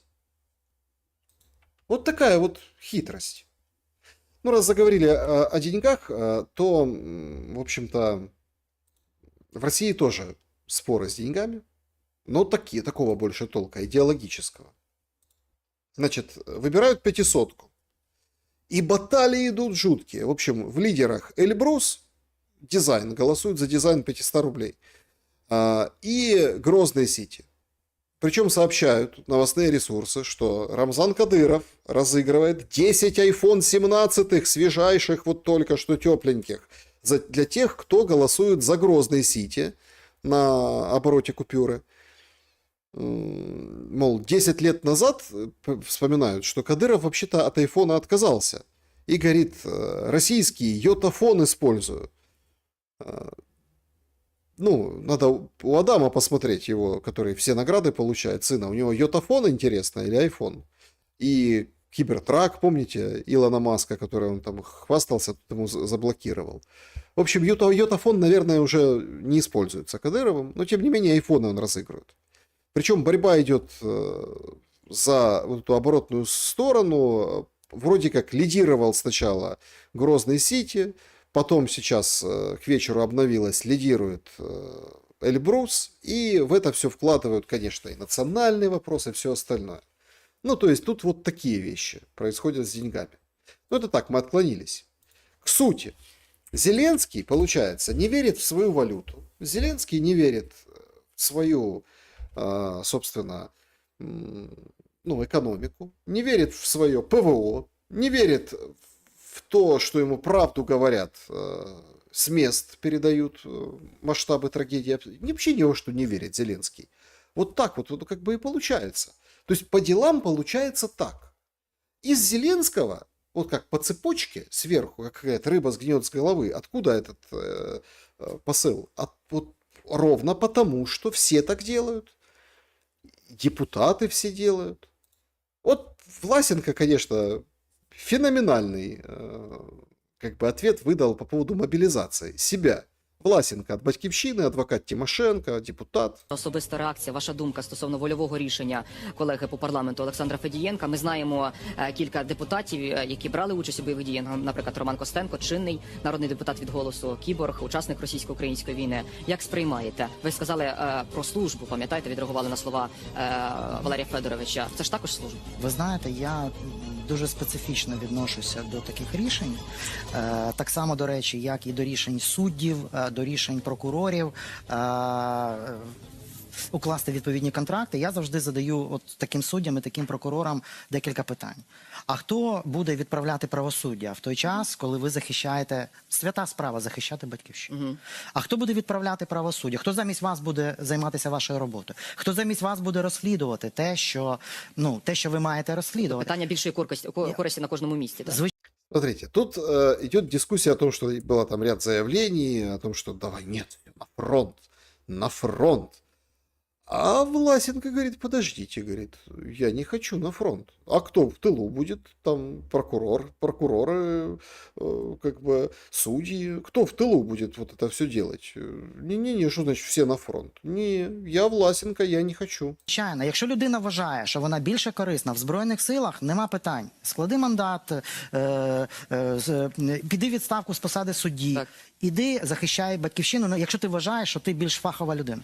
Я останній раз тримав автомат в руках в 1987 році. Якщо країні потрібен такий солдат, нема питань. Я складу мандат і піду захищати. Єдине, що моя ефективність як солдата 0,0. Ну, вас же ж не призвуть, ви розумієте, пане Сергію. Дивіться, я не хочу спекулювати цим питанням, бо це така, знаєте, дуже чутлива тема. Да. Але я кажу ще раз, якщо потрібен старий там солдат без досвіду, то це я. Але я просто вважаю, що я значно більш ефективний у Верховній Раді, де я розумію, як необхідно працювати, що треба робити і так далі. Тому я вважаю... Больше полезен в Верховной Раде. Вот ты эффективен, ты понимаешь. Вот ты понимаешь. А вот Танюха Черновол, наоборот, говорит, а я эффективна на передовой. У Татьяны Черновол просто место освободилось, Порубия застрелили, а она по спискам Европейской солидарности должна заходить в Раду вместо него. Ну так подтягиваются списки, когда депутаты или умирают, или, собственно, их куда-то назначают, отправляют послами. Говорит, не, говорит, я, говорит, на войне хочу, на войне тут как бы лучше. Відповідаю на питання, чи йду я, Чорновол Тетяна, в народні депутати. Але спочатку я хочу подякувати моїм виборцям Європейської солідарності, які є найкращі, бо ідейні державники. І ви, як ніхто, зрозумієте моє рішення продовжити служити на лінії бойового зіткнення. Я не вийду з цього герцю з Московською Ордою. Така моя відповідь. Ну, это могут быть пророческие слова. Я не выйду с этой битвы с Московской Ордой. Ну, они, конечно, такие навевают, что живой, может, и не выйдешь, да, но она вот нет, говорит, я буду бороться до конца. Мене вже, до речі, привітав Петро Порошенко. Він поважає моє рішення. Від Верховного командуючого привітання я поки що не отримала, хоча, зрештою, я лише маленький командир взводу. Однак саме наша робота молодших командирів, солдат і сержантів на фронті є зараз найбільш важливою. Саме ми – оператори бою. І нас далеко недостатньо. Нас зараз дуже не вистачає. Кожен на рахунку. А тил буксує давати нам поповнення. Ганебне хулянство облагороджується політичними гаслами. Хай спочатку депутати йдуть на війну. Так от, я прямо зараз, прямо тут, демонструю, що я, депутат, вибираю не парламентську залу, а службу в армії. А ви, чоловіки, нам так потрібні побратими. Ну да. Смотрите, то есть вы понимаете, что это началось, вот это уже перерождение. Я вам часто привожу этот пример про мушек дрозофил, которые там, да, они потом в конце концов и умирают, вот это все, да, как бы в конце эксперимента школьного. То есть под какими-то гаслами, ну, имеется в виду девизами, да, вот это вот ухилянты, вот эти уклонисты, которые не... А вы, а я остаюсь служить, я девочка, я вот это вот все, нам нужны побратимы.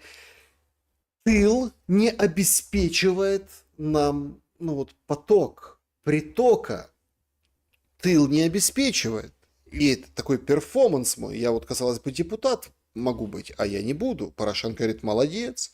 Обычно в таких случаях все проще. Там же есть дальше список продолжается. Может, кому-то там ниже в списке нужнее мандат парламента. Или другой, еще более тяжелый вывод, что этот парламент, это депутатство в это время вообще никому не нужно. Вообще никому не нужно.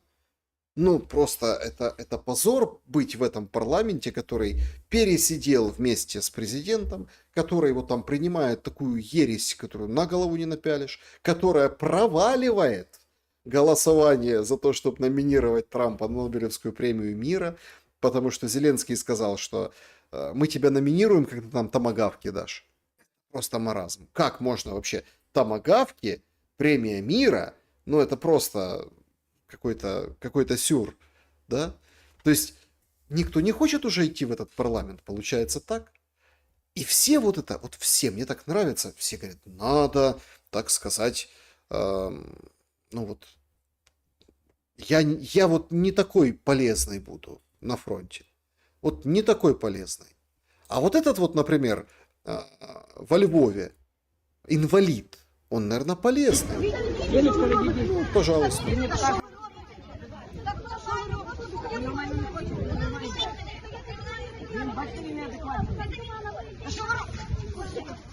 А он неадекватный. Он неадекватный, понимаете? Он неадекватный, потому что он больной, он сумасшедший.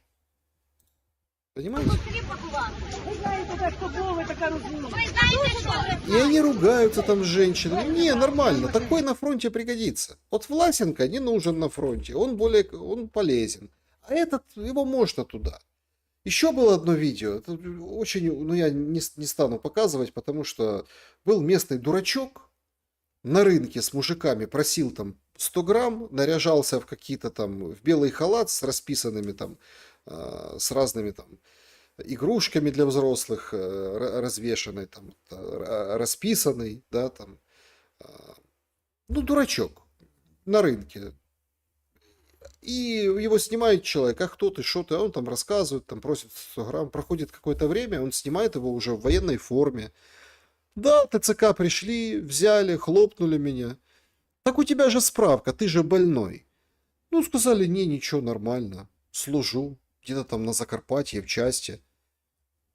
То есть вот этих душевно больных людей, реально душевно больных людей, мы, значит, пакуем, отправляем в армию. К Татьяне Черновол, у нее, кстати, тоже есть большие вопросы по ее психологическому состоянию, да, а потом вот это хотим, говорится, в светлой этой перемоги. Получается так. То есть в Тернополе вот за хлопцем конкретно гоняются ТЦКшники, он за них залез на забор бетонный одного из предприятий, взял палку и начал, в общем, бить, да, вот там по рукам, они же цепляются, лезут за ним. Вот полицейский как-то не особо его, он понимает, что это бесперспективно, не хочет получить палкой по рукам, ругаются вот здесь, матерятся, вот это вот. И говорят, вот вы тут окружают со всех сторон, он схватился за дерево, молодой хлопец, и как бы отбивается от них. Отбился, не отбился, там все зовут каких-то там специалистов или ТЦКшников из областного центра, это типа, ну как окраина, село рядом. Это вот в это село, да, все предлагают поехать, в Тернопольскую область, потому что там можно согреться, и там вот есть тоже высокие заборы бетонные, в которых можно спрятаться и отбиваться от ТЦКшников. Это вот они. Получается, что вот, ну, вот это вот они, вот эти заборы. А вот эти вот могили под Покровском, а это для кого? Готуємо нову алею під Дніпром. Вже третю за цей рік. Ось ці всі могили викопані лише з початку вересня. Для загиблих із Покровська.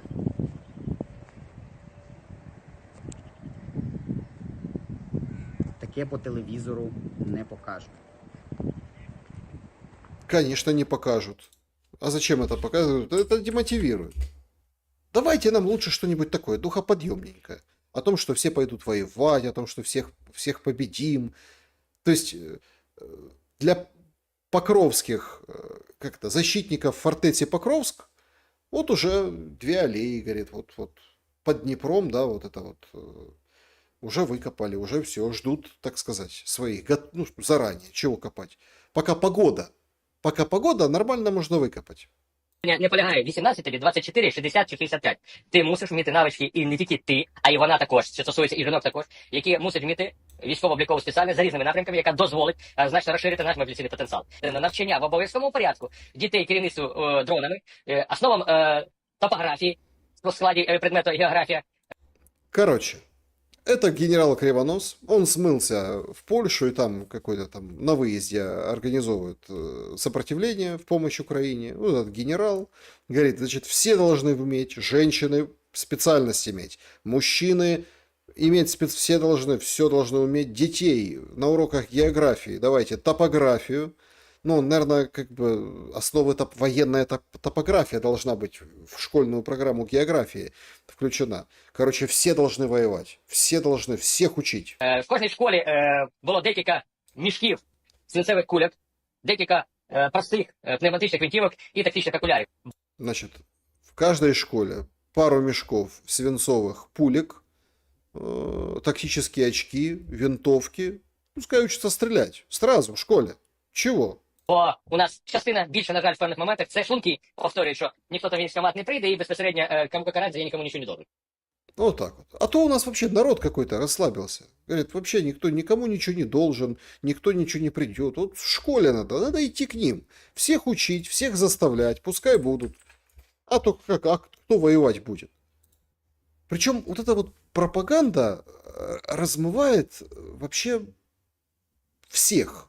И тех вот этих генералов, которые за границей сидят, не пойми, чем занимаются, но только всех, конечно, ну, да, вот всех пытаются, ну, каким-то образом настроить на долгую войну. И тех, кто на передовой. Вот тоже интересно.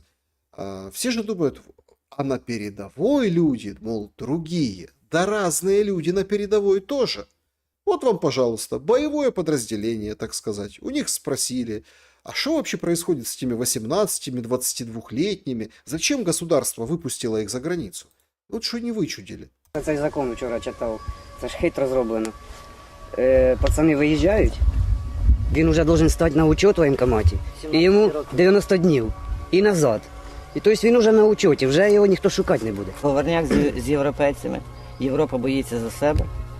І наша молодь не осознає, що типу, вони їдуть туди. Вони стають там на облік, і вони змусять їх взяти зброю там, якщо, не дай Боже, щось станеться. Європа себе прикриває, думаю. Вот так вот. Это Европа себя прикрывает. Они их там под ружье возьмут. И смотришь на них, вроде взрослые мужики. Вроде все должны понимать, вроде соль земли, вроде, смотрите, в бронежилетах с автоматами, вот это все. То есть все становятся на учет, никто искать никого не будет ловить, они стали на учет и уехали. 90 дней вернулись, но если защиты не попросят, которая там продлевается периодически. А так 90 дней вернулись, все, никто никого не ищет, все классно откосили. Вот эта тема ухылянтов сейчас особенно тиражируется, особенно, потому что все меньше и меньше людей, все меньше и меньше людей идут в военкомат. А эти на передовой утешают себя какой-то хитростью. Мол, эта коварная Европа готовится воевать и заберет этих молодых украинцев себе, чтобы они за нее воевали. А тем временем ТЦК везде. Вот везде ТЦК. Можу сказати в першу чергу, що дійсно були прийняті зміни. Вони оформлені були постановою Кабінету міністрів України, і безпосередньо відповідно до цих змін, а саме пункту 14, так як є проблема з наповненням реєстрів. Реєстр оберіг у ТЦК ні для кого це, я думаю, не таємниця, що багато людей, вони в такому підвищеному стані, тобто вони в реєстрах ТЦК взагалі не значаться. І тому, відповідно, статтею 14 було визначено доповнення, що громадяни чоловічої статі віком від 25 до 60 років, які не перебувають на військовому обліку, беруться на підставі на облік відомостей, отриманих Міністерством оборони, шляхом електронної інформаційної взаємодії. І тут ключове: з єдиним державним демографічним реєстром, ДМС, інших інформаційних систем, реєстрів та баз банків даних та єдиного державного реєстру призовників військовозобов'язаних. Тобто фактично беруться абсолютно всі реєстри, які майже в природі існують. Тобто, більш того, можу сказати так, що дійсно роботодавці ж подають, коли людина в них працює, роботодавці проходять так звані, відповідно до постанови Кабінету міністрів України, проходять звірки, і бувають дійсно випадки, навіть коли по жінках їх автоматично ставлять на облік, що пишеться запит про те, що чи працюють у вас там з медичними, фармацевтичними спеціальностями, далі ставлять на облік. Тобто база даних реально дуже широкою, яку отримає ТЦК. Більш того, можна ставити на облік без проходження навіть ВЛК. Короче, ну, это расширенный комментарий этого юриста, который, собственно, говорит. В общем, теперь в базе ТЦК можно очутиться вообще просто по щелчку пальцев, и ТЦКшник будет знать о тебе все, потому что у него куча реестров есть. А когда ТЦКшник будет о тебе знать все, он будет знать, как тебя обелетить. Вот и все. То есть вот такой принцип работы. Вот таким макаром, собственно, это все выглядит. Вот куда загоняют. И это все делается и под цифровое рабство, и под конкретные задачи и цели. Конкретные. Как можно больше людей заставить не мытьем, так катанием идти умирать за Зеленского. Вот и все. А те люди, которые, собственно, не хотят этого делать, они придумывают разные схемы и способы. Совершенно разные. Вот, например, материал журналистский. Это что-то. Местная журналистика, послушайте тон. Это просто необыкновенно. Біля Луцького РАЦу повно поліції. Приїхала швидка. На привітання молодят зовсім не схоже. Біля ось цього чоловіка крутяться медики, поруч жінка. Як чуємо, то його донька. Тут киплять не весільні пристрасті, а щось серйозніше. Короче, возле ЗАГСа вот такая вот история. Значит, полиция, тут смотрите, камеры, там, оперативники, скорая помощь, мужик в возрасте и девушка, женщина. Те, що ви журналіст, вам не дає права тут знаходитися. Що тут трапилося? Слідчі дії. Таємниця до судового. Тут швидка стоїть, тут щось сталося.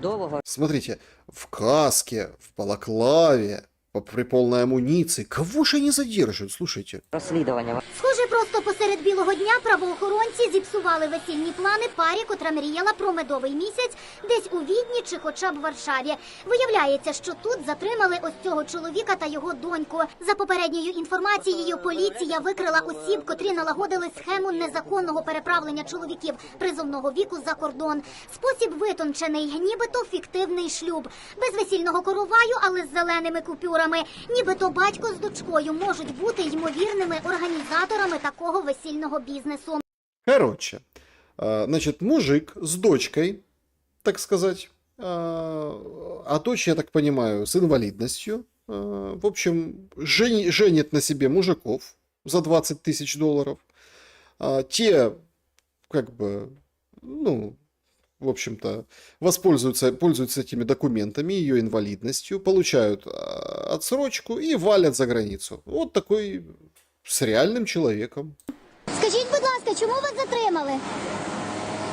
А чому вас затримали? Ви не можете зараз розкрити, ви зараз розкриєте таємницю слідства. Чи будуть розказувати? Чуєте? Ви зараз розкриєте таємницю слідства. Тайна следствия. Страшная тайна. Слушайте, Переполох какой. Я та, ймовірно, наречена, яка мала б сьогодні кидати весільний букет, знаходиться в автівці разом з працівниками Держприкордонслужби. Нареченого не видно. Як чуємо, тут працюють і представники міграційної служби. Така собі виїзна перевірка щирості кохання. На землі телефон, гривні. Зараз з хвилини на хвилину дістануть пачку доларів. Усі чекають адвокатів. Пачка долларов, смотрите, ничего себе. Наші джерела кажуть, мовляв, ціна питання, чи то пак викуп нареченої Гляньте, какой выкуп невесты. Ой, 20 тысяч долларов. вартував 25 тисяч доларів. 25. Чимала сума, але то нібито мало бути все під ключ. За попередньою інформацією, наречена з інвалідністю, тож її чоловікові жодних перепон на кордоні. Нібито пара уже мала відкривати шампанське і їхати до кордону. Але тут до них прийшов тамада, себто слідчий із цілою командою запорожців. Чи щось перепивали молодятам, чи як запорожці шукали в багажнику весільну ковбасу, то вже невідомо. Какой слог, да? Запорожцы, там, тамада, свадебная колбаса в багажнике, обыски, там, смотрите как. То есть, это же как подтрунивает. Ось уже збираються розпаковувати американську валюту. Ретельно усі разом рахують долари та запаковують їх. То тепер речовий доказ у справі. Далі вирушають до автівки, на котрій, схоже, і приїхали затримані фігуранти. Авто з полтавськими номерами. Причетний батько з донькою до організації весільної схеми чи ні, ще невідомо, бо ж триває слідство. Цікаво, якими методами правоохоронці будуть перевіряти ймовірну фіктивність шлюбу. Якщо сплять під однією ковдрою, почуття щирі. А якщо дві ковдри, шлюбу нема віри. По-справжньому святковий настрій сьогодні у поліцейських. Гучне затримання, гучна справа. От кому можна гукати гірко. Олена Лищук. Да, горько еще то. Но на самом деле это в стране, где люди любыми правдами и неправдами там квартиры продают, машины продают, пытаются откараскаться от этих ТЦКшников, пытаются или сделать себе эти документы, или сделать и уехать, или заплатить, или, ну, чтобы не им платить, а чтобы как все по закону. И вот видите, реально девушка с инвалидностью пришли в ЗАГС расписываться. Фиктивный, это фиктивный. Ну, нужно же доказать. 25 тысяч долларов, да, вот там принесли, а может... Ну, судя по всему, таких... Что здесь происходит? Эти все услуги, да, курируют и сами спецслужбы. Они зарабатывают на этом деньги, кого-то, ну, в общем-то, выпускают, а кого они сами захотят. А некоторых показательно вот так берут и задерживают, что смотрите, мол, мы работаем. Видимо, это какая-то овечка из вот этих, отбившаяся овечка из этих стада спецслужб, которая решила заработать себе, да, деньги по той же схеме, а без спецслужб. Ну, то есть, так нельзя. Или, например, демпинг, потому что там 25 тысяч долларов это услуга. Там, если белый билет, там говорили, там, тридцатник стоит в Киеве, тоже показывали там задержание каких-то ТЦКшников, ВЛК и всех остальных. Видимо, может, демпинг на 5000. Демпинг на 5000, конкурент, так сказать, берем за жабры. То есть тут еще конкуренция на рынке возникает. А тут, представляете, какая-то инвалидка решила там схему такую замутить. И без них, без этих, скажем так, людей в черных плащах.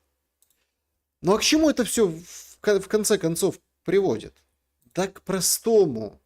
К тому, что еще больше народу здесь не хочет оставаться.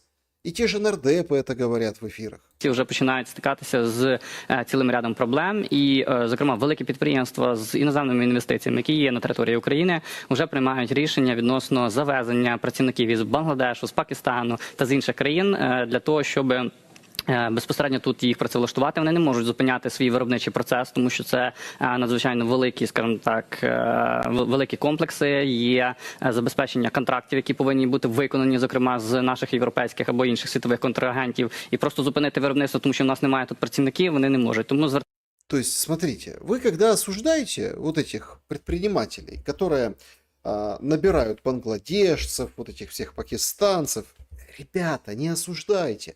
Ну, смотрите, ну, фирма, завод там какой-то, не знаю, что-то еще. Они уж заказы, они должны это все произвести. А украинцев позабирали. Некуда деваться. Это потребность. Нормально относись. Относись нормально.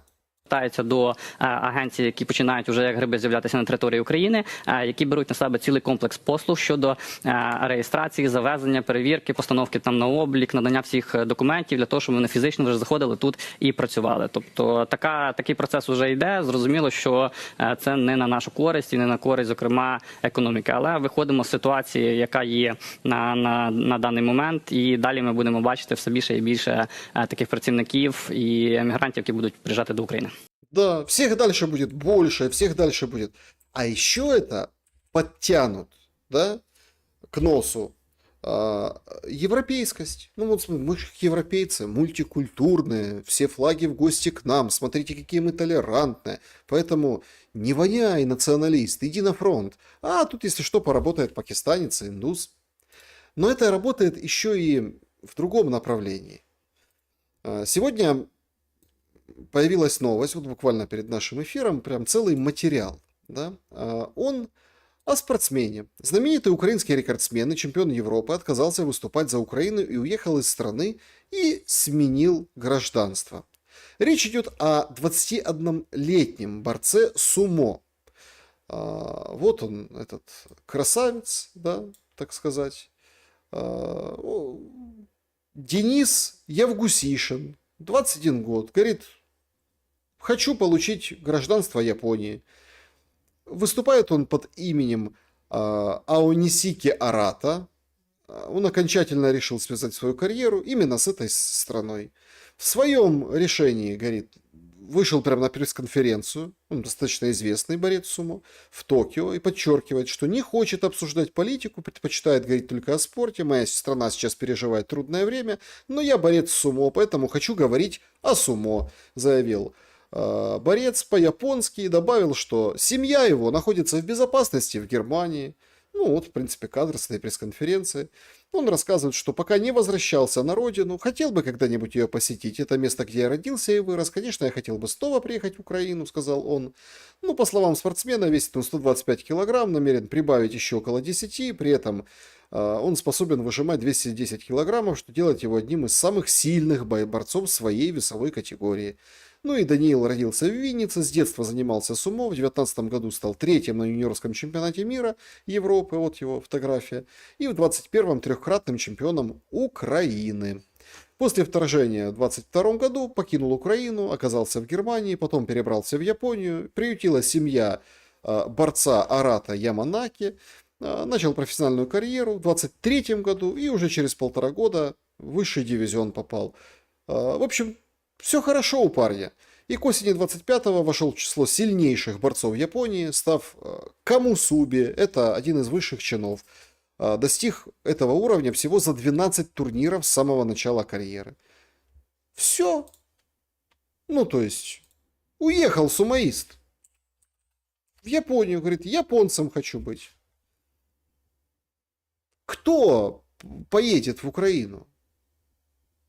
Вот это человек, который там, это по-настоящему, он сделал себя сам. Ну, он сам, спортсмен, сумоист. Говорит, не вижу развития. А там и, в общем-то, и путь, и потеряла Украина сумоиста. Все, гражданство Японии хочу брать. Я сумо, я не про войну. А чё ж ты, сумоист, не воюешь? Спрашивает у тебя генерал Кривонос. В чем дело?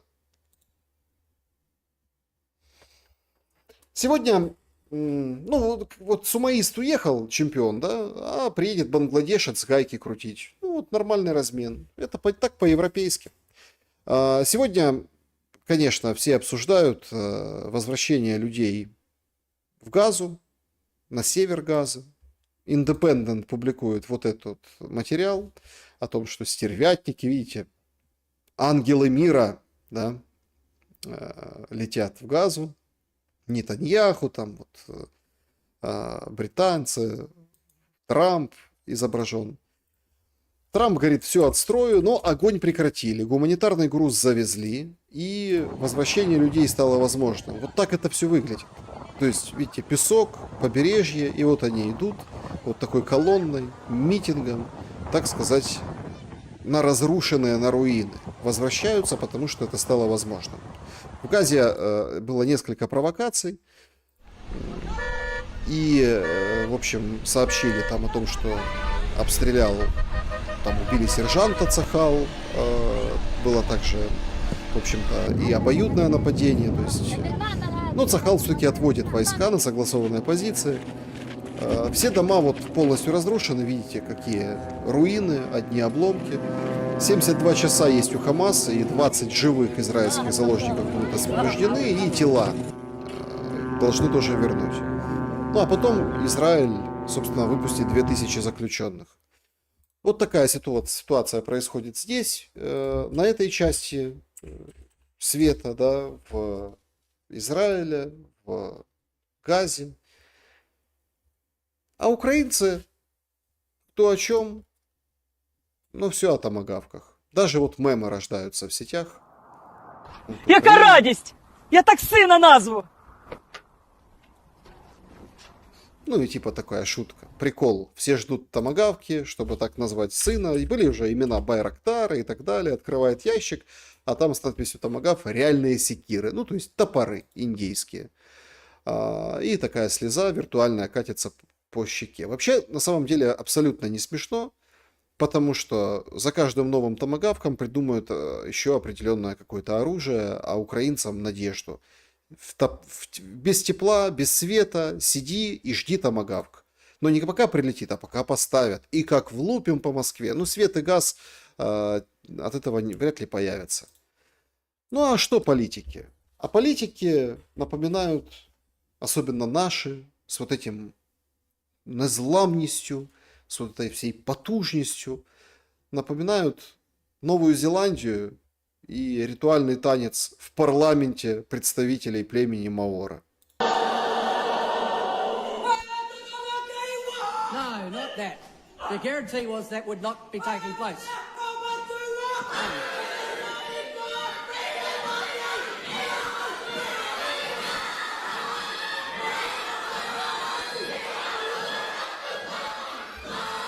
The House is suspended.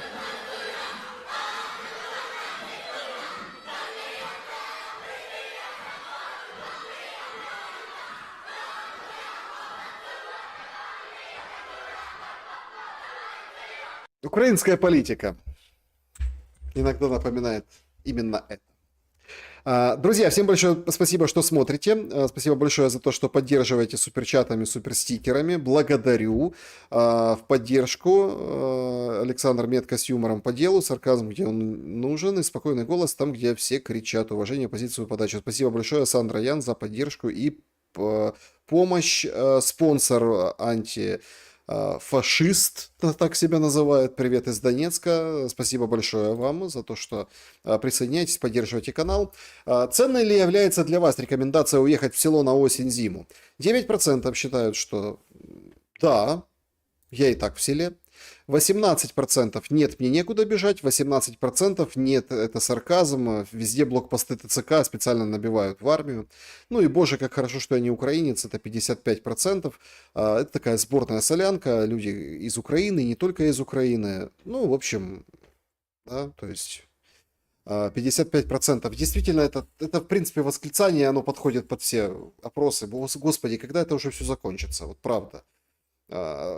И все говорят, давай, едь в село, купи себе пауэрбанк. Цены видели? Все говорят, в 23-м году, в 22-м нужно было готовиться. Так у людей гелевые аккумуляторы. У меня в закрытом клубе зрителей Шелеста, там прям дискуссии, что, слушайте, так они уже просто все исчерпали себя, надо новые гелевые аккумуляторы покупать, там обслуживать генераторы, все опять как бы возвращается вспять.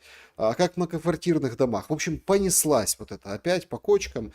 И вы знаете, горько от того, что все вот как так и надо. Ну вот как так и надо, понимаете? Ну то есть, как так и надо. Да, друзья, всем большое спасибо. Спасибо за то, что поставьте, пожалуйста, лайк, это очень важно для канала в любом случае. И благодарю всем за то, что пятница вечер мы с вами провели вместе. Значит, давайте мы оставим ответы на вопросы на следующий раз. Но мне очень приятно и здорово, что вы пишете и что как бы и общаетесь в чате. Значит, все смеются, да, 55% просмотров из России. Да, из России. Статистика YouTube говорит по-другому, но сейчас там непонятно. VPN, причем россияне применяют VPN и украинцы, поэтому там бог знает кто. Саня, ты думал, что такой фигней в жизни придется заниматься. А я не занимаюсь фигней в жизни. Не думал, что такую фигню... Ну, хотя да, наверное, не думал, я с вами согласен. Потому что все-таки я когда учился на журналиста, я думал, надо анализировать, нужны подходы, А все настолько примитивнейшим образом в головы людям просто суется. Непаханное просто поле оказалось. Хотя я действительно настраивался на более вдумчивую, интересную, такую аналитическую, классную журналистику. Ну, в принципе, так и учился. А видите, да, приходится вот как танец этого племени в Новой Зеландии. Вот так это все сейчас выглядит. Вот эти пропагандисты с выпученными глазами именно так и орудуют. Поэтому... тут пишут, без VPN смотрим давно. Ну у кого есть, у кого-нибудь, не знаю. Спасибо всем большое. Друзья, всем доброго вечера, доброй ночи. Берегите себя. Заряжайте павербанки, да, вот это сейчас так любят это повторять все эти с выпученными глазами. Хотя, давайте, может, все вместе подумаем, может, что-то надо сделать, чтобы эти с выпученными глазами политики, да, и орущие нам про павербанки, подняли свои дупы и что-то сделали в плане того, чтобы остановить эти обстрелы. Может, без понтажа, попроще. Спасибо всем большое за ваши комментарии и за то, что мы вместе шумели. И, кстати, хорошо пошумели. Добра и света.